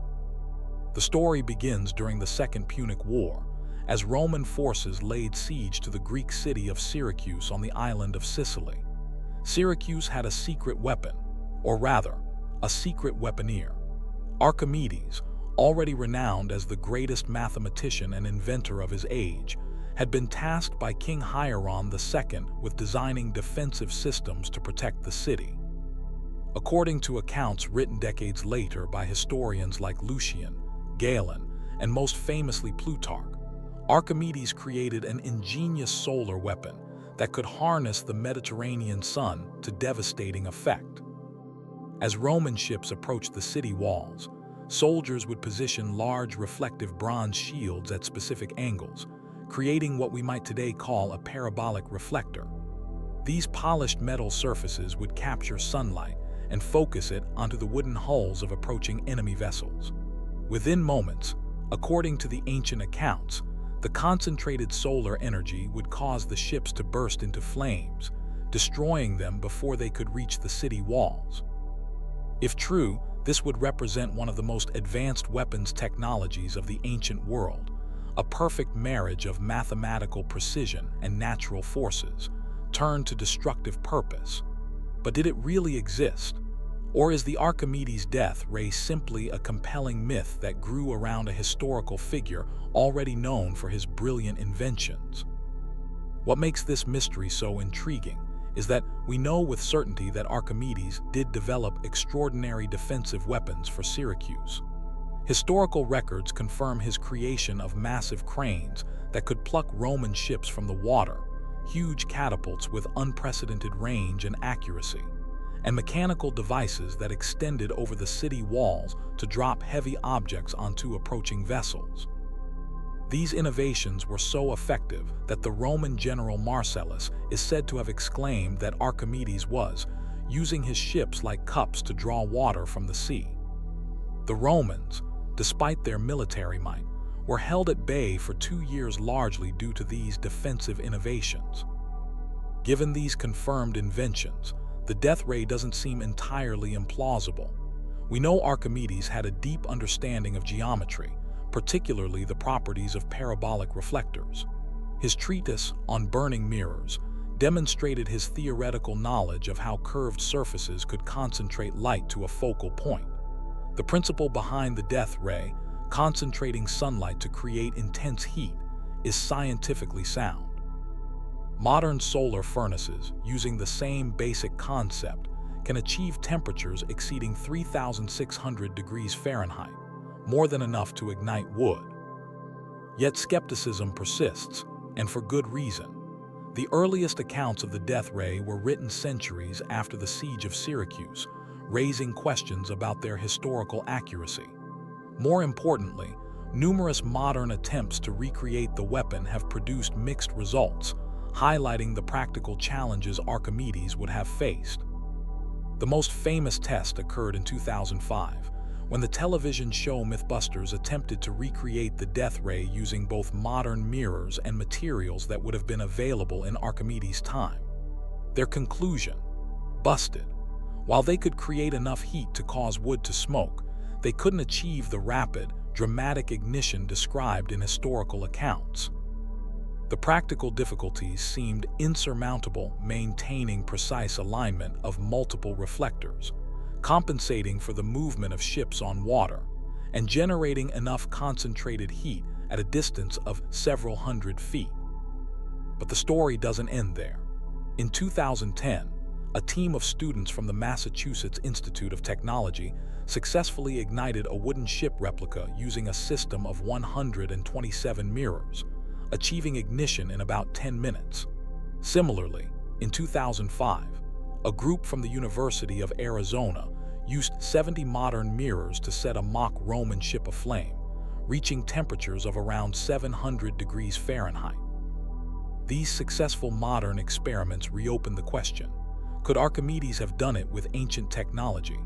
Some researchers suggest a modified version of the legend might be plausible. Perhaps rather than causing instant, dramatic conflagration, the weapon created focused hot spots that would smolder and eventually catch fire, or was used to blind and disorient sailors rather than burn their ships. Maybe it was one of several innovative defensive systems that later accounts compressed into a single, more dramatic weapon. What we do know with certainty is that Archimedes had both the mathematical knowledge and inventive genius to conceive of such a device.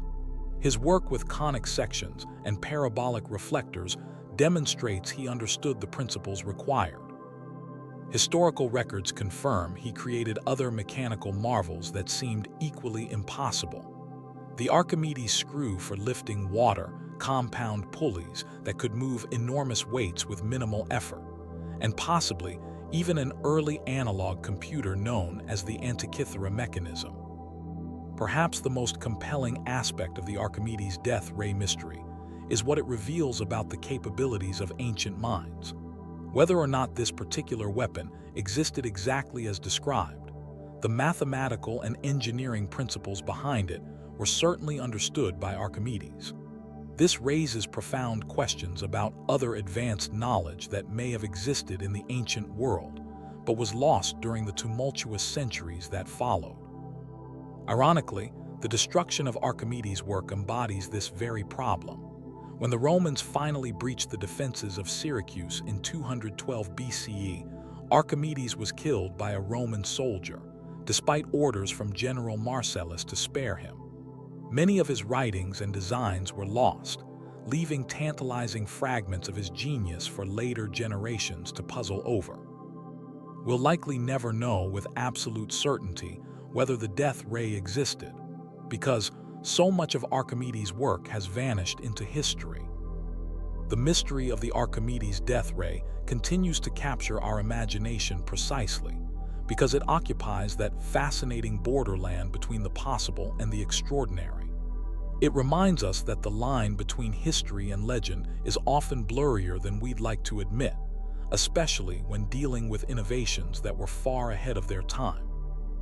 If Archimedes did indeed create a functional solar weapon, it would represent one of history's most remarkable examples of weaponized physics, a creation so advanced that modern engineers with superior materials and scientific knowledge have struggled to replicate it. If the death ray is merely legend, it's a testament to Archimedes' other achievements that such an extraordinary story would be considered plausible enough to persist for over 2,000 years. Either way, the tale of the Archimedes death ray serves as a humbling reminder that brilliance isn't the exclusive property of the modern age. 2 millennia before laser weapons and precision-guided missiles, a mathematician from ancient Syracuse may have harnessed the power of the sun itself as a weapon, using nothing more than polished bronze and geometric precision. Perhaps there's a certain poetry in the fact that this solar weapon, if it existed, left no archaeological trace. Unlike swords, arrows, or catapults, a weapon made of light would vanish the moment its mirrors were lowered, leaving behind only burned ships and astonished witnesses, and a mystery that continues to intrigue us more than 2,000 years later. As we reflect on the Archimedes death ray, we're left with a profound question that extends beyond this particular invention. How many other brilliant innovations from our distant past have been lost to time, existing now only as legends or dismissed as myths simply because they seem too advanced for their era? The story of Archimedes and his solar weapon reminds us that human ingenuity often exceeds the technological limitations of its time, sometimes glimpsing possibilities that won't be fully realized for centuries to come. Deep beneath the sands of Egypt, in tombs sealed for thousands of years, strange carvings have been discovered that defy conventional explanation. These aren't the typical hieroglyphs depicting gods and pharaohs. These are something else entirely, something that looks remarkably similar to modern technology. Some researchers believe these carvings may represent one of history's most extraordinary lost inventions, ancient Egyptian light bulbs.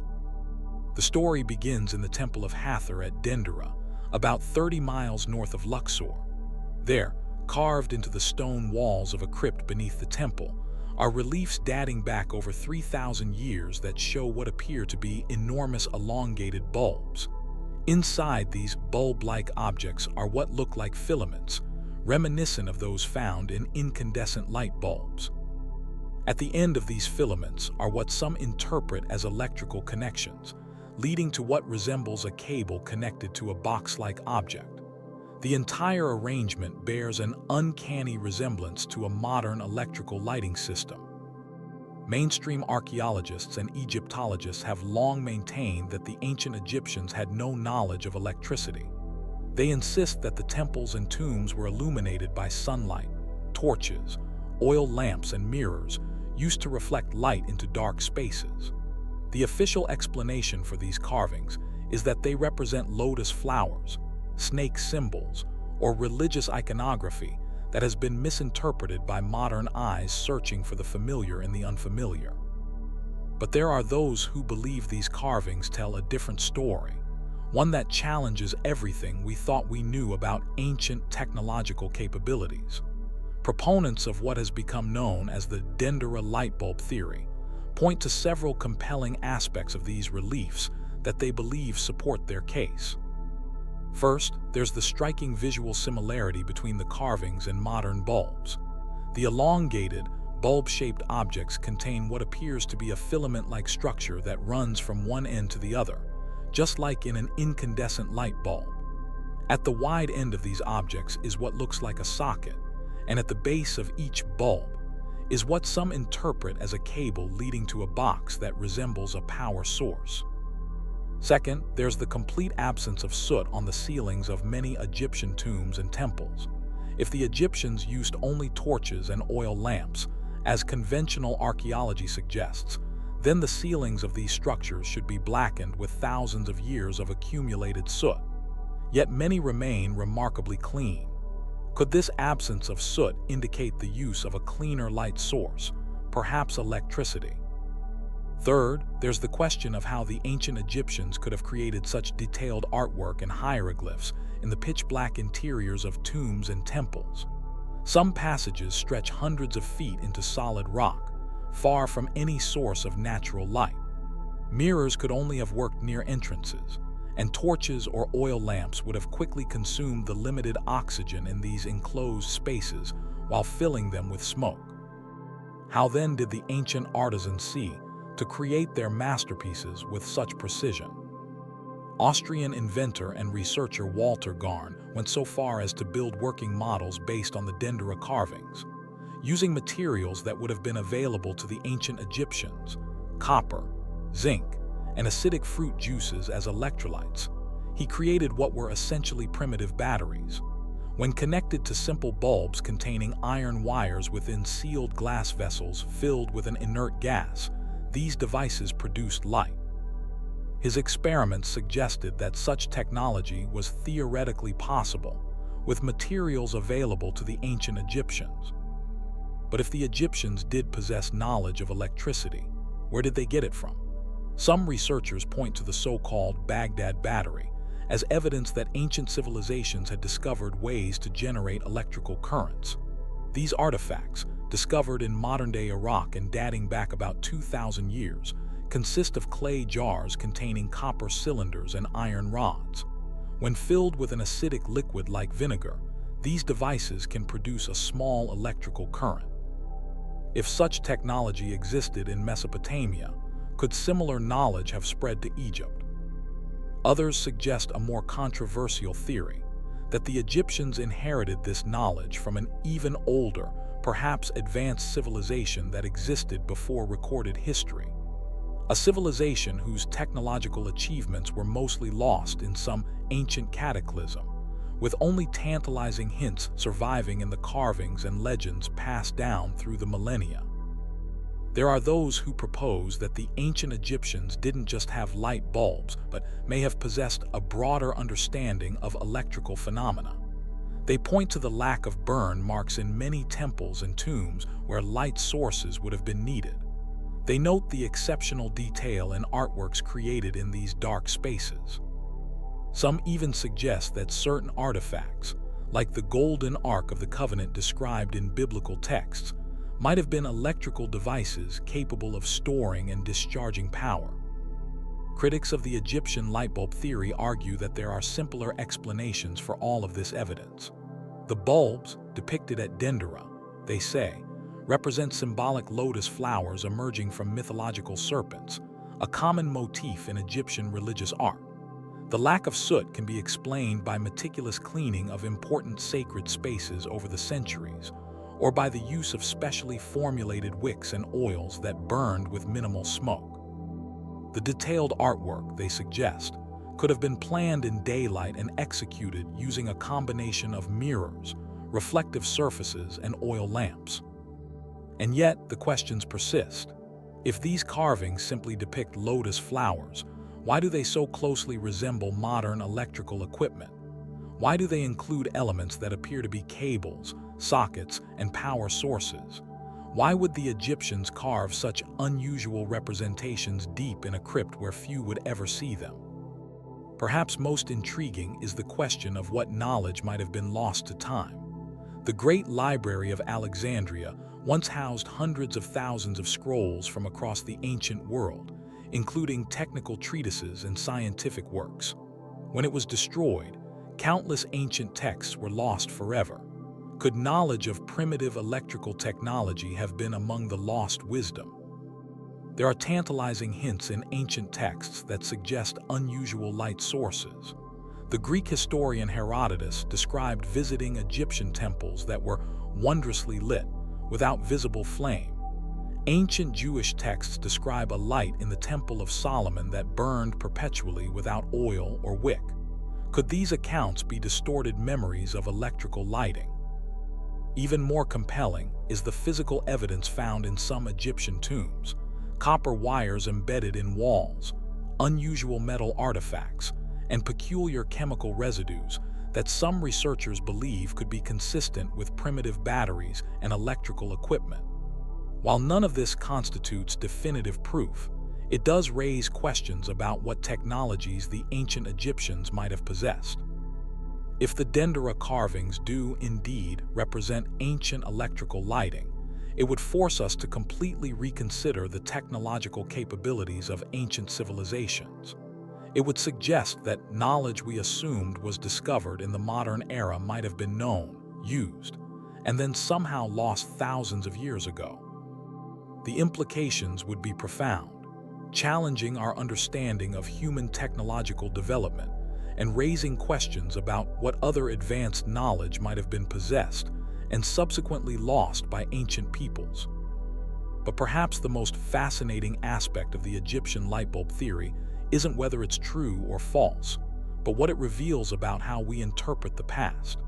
Our understanding of ancient civilizations is constantly evolving as new evidence emerges, and as we develop new methods of analyzing existing evidence. What seems impossible today might be confirmed tomorrow, and what seems certain now might be disproven by future discoveries. The Egyptian lightbulb theory reminds us that history is not fixed but fluid, a puzzle with many missing pieces that we are still trying to fit together. It challenges us to keep questioning, keep exploring, and keep wondering about the remarkable achievements of our ancestors. So were the magnificent temples and tombs of ancient Egypt illuminated by a technology that wouldn't be reinvented until the 19th century? Did the pharaohs and their priests possess knowledge of electricity that was subsequently lost to time? Or are we simply seeing what we want to see in these ancient carvings, projecting our modern understanding onto symbols whose true meaning has been lost? For now, the stone reliefs at Dendera keep their secrets, illuminated by modern lights while possibly depicting ancient ones. The carvings remain silent witnesses to a civilization that continues to surprise us with its achievements and confound us with its mysteries. And in that silence lies one of history's most electrifying enigmas, one that continues to spark debate among archaeologists, historians, and anyone fascinated by the possibility that our ancestors might have been more technologically advanced than we ever imagined. But the Egyptians weren't the only ancient civilization that may have possessed technology far beyond what conventional history suggests. Across the Mediterranean, another ancient people were working with a material so extraordinary that it seemed magical to those who encountered it, a fabric that could resist the most intense flames, leaving modern scientists to wonder about its composition and the lost techniques used to create it. This mysterious substance takes us to our next ancient enigma, where cloth could withstand fire and time itself. Imagine a fabric so extraordinary that it could be thrown into roaring flames and emerge completely unscathed. A textile that could withstand the most intense heat without burning, charring, or even showing the slightest sign of damage. This isn't science fiction.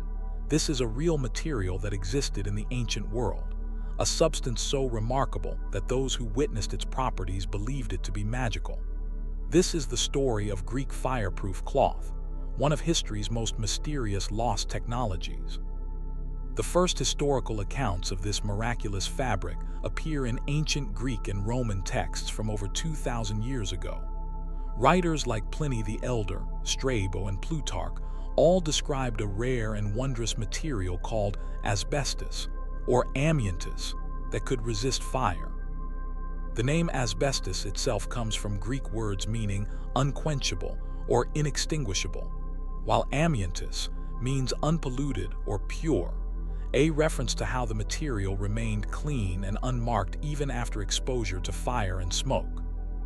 According to these ancient writers, this remarkable substance was woven into cloth that could be used for a variety of purposes.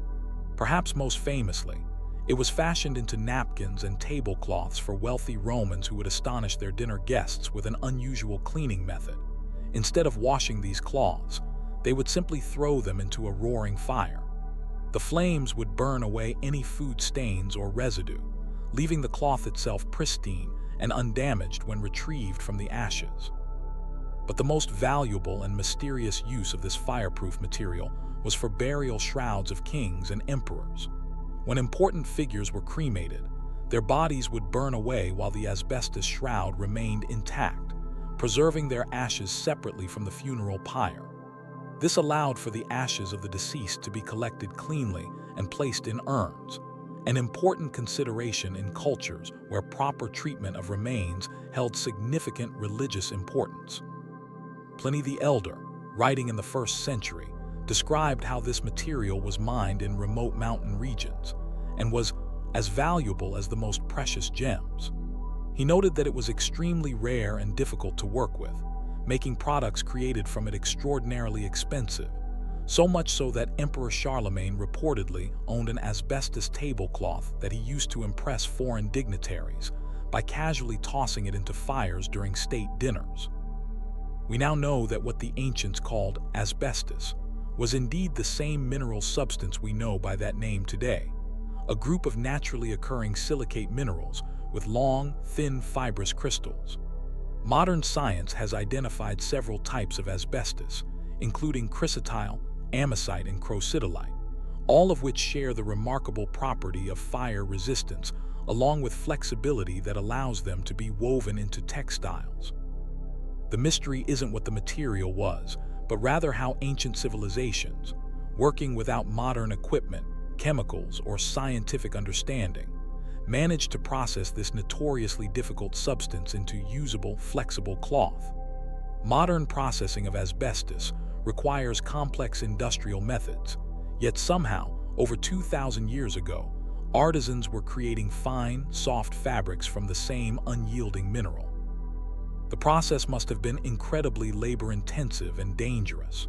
The raw asbestos ore would have been mined from mountainous regions in places like Cyprus, Greece, and India. Once extracted, the fibrous material would need to be carefully separated from surrounding rock and dirt, a process that modern archaeologists and materials scientists believe would have taken extraordinary patience and skill.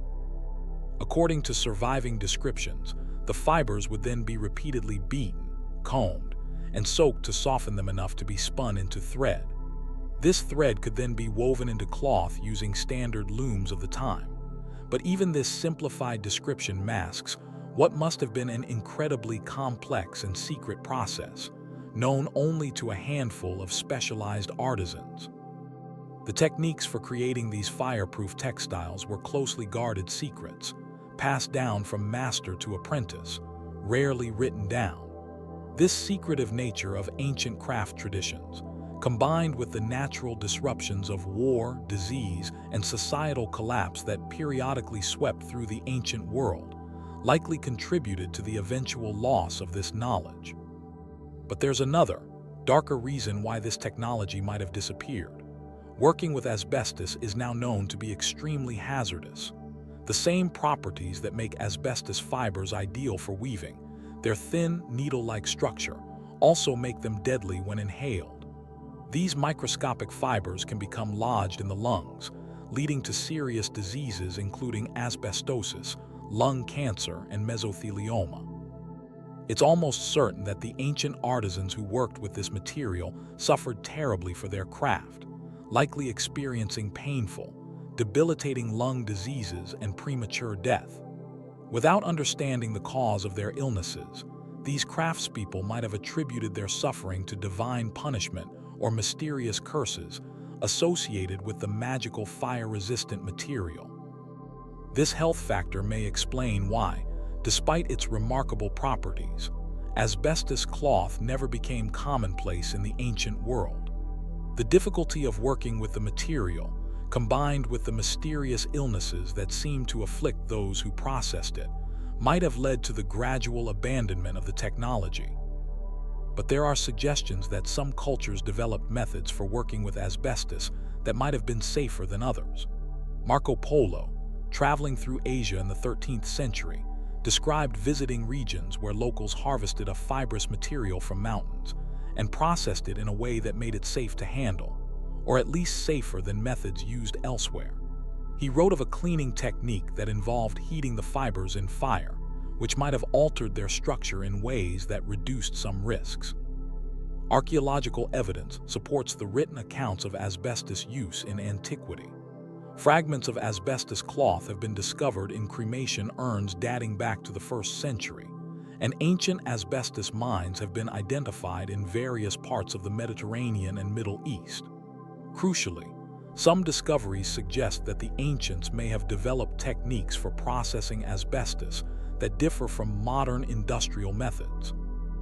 One fascinating clue comes from a burial shroud found in a Roman-era tomb, which analysis revealed to be made of unusually fine asbestos fibers, finer than what modern processing typically produces. This suggests a specialized technique that has since been lost, one that might have produced textiles of superior quality to modern asbestos fabrics, perhaps even with different properties. There are also indications that ancient craftspeople might have combined asbestos with other materials to enhance its properties or make it easier to work with. Some historical accounts mention mixing asbestos with flax or other natural fibers, creating a composite material that retained fire resistance while gaining additional flexibility or strength.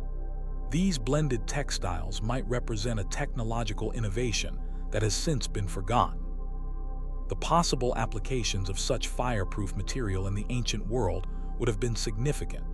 Beyond the luxury items and burial shrouds mentioned in historical accounts, fireproof textiles could have had military applications, industrial uses, and religious significance. Some researchers have speculated that special garments might have been created for individuals who needed to work with or near fire, metal workers, alchemists, or priests performing fire rituals. There are even theories that some of the miracles described in ancient texts might have involved the secret use of asbestos technology. Stories of prophets or holy men who could walk through fire unharmed, or magical cloths that couldn't burn, might have their basis in clever applications of this material by those who understood its properties and kept that knowledge restricted to a select few.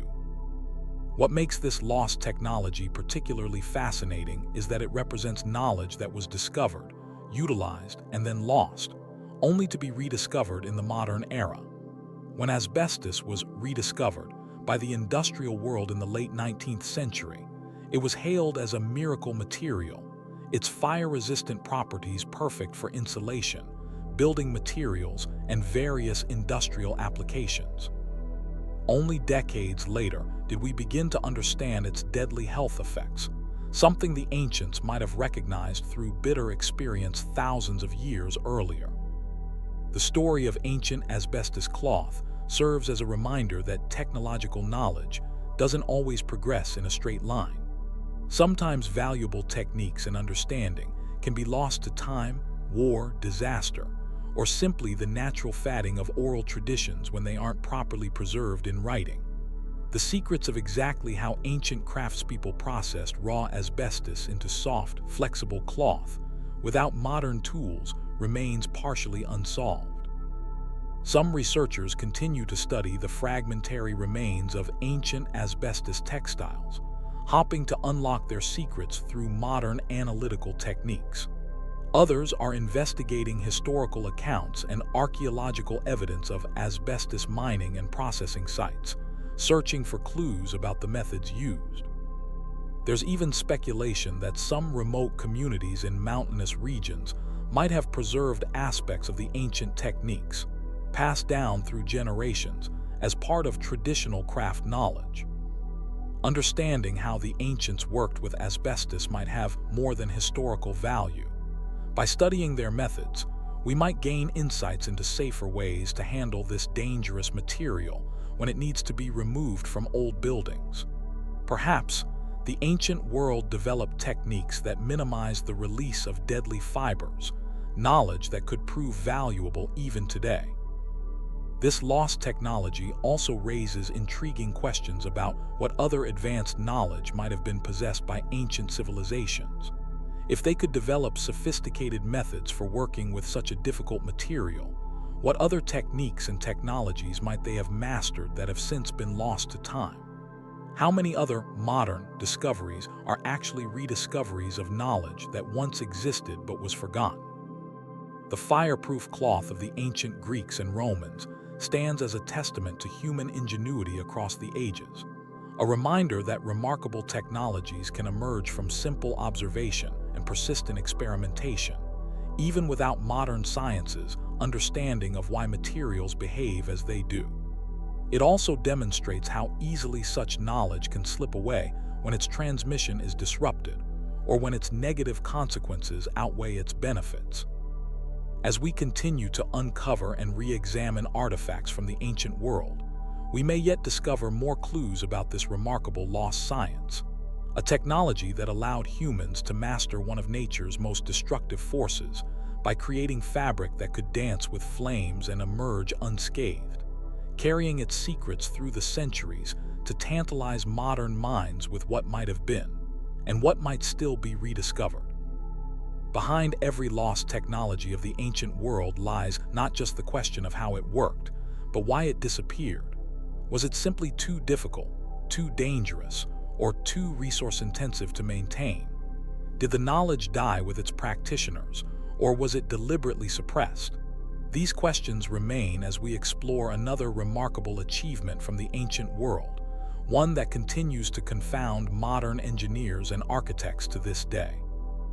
From the forgotten technologies of ancient Egypt to the fire-resistant fabrics of ancient Greece, we've journeyed through thousands of years of human ingenuity that challenges our modern understanding of the past. These lost inventions stand as testament to the brilliance of our ancestors, whose knowledge flowed and ebbed like tides throughout history, sometimes disappearing entirely only to be rediscovered centuries later. The ancient world holds countless more secrets, inventions that once changed lives but have since faded into legend. These lost technologies remind us that progress isn't always linear. Sometimes what is known becomes unknown, only to be found again when we ask the right questions and look in the right places. If you've enjoyed these hours exploring the shadow of humanity's forgotten genius, make sure to subscribe for more journeys into the mysterious past. There are countless more enigmas waiting in the ruins of fallen civilizations, in the words of ancient texts, and in artifacts that continue to defy explanation. Thank you for joining me on this exploration of our most fascinating lost knowledge. Remember that history isn't just what we know, it's also what we've forgotten. And until next time, keep wondering about the magnificent mysteries our ancestors left behind.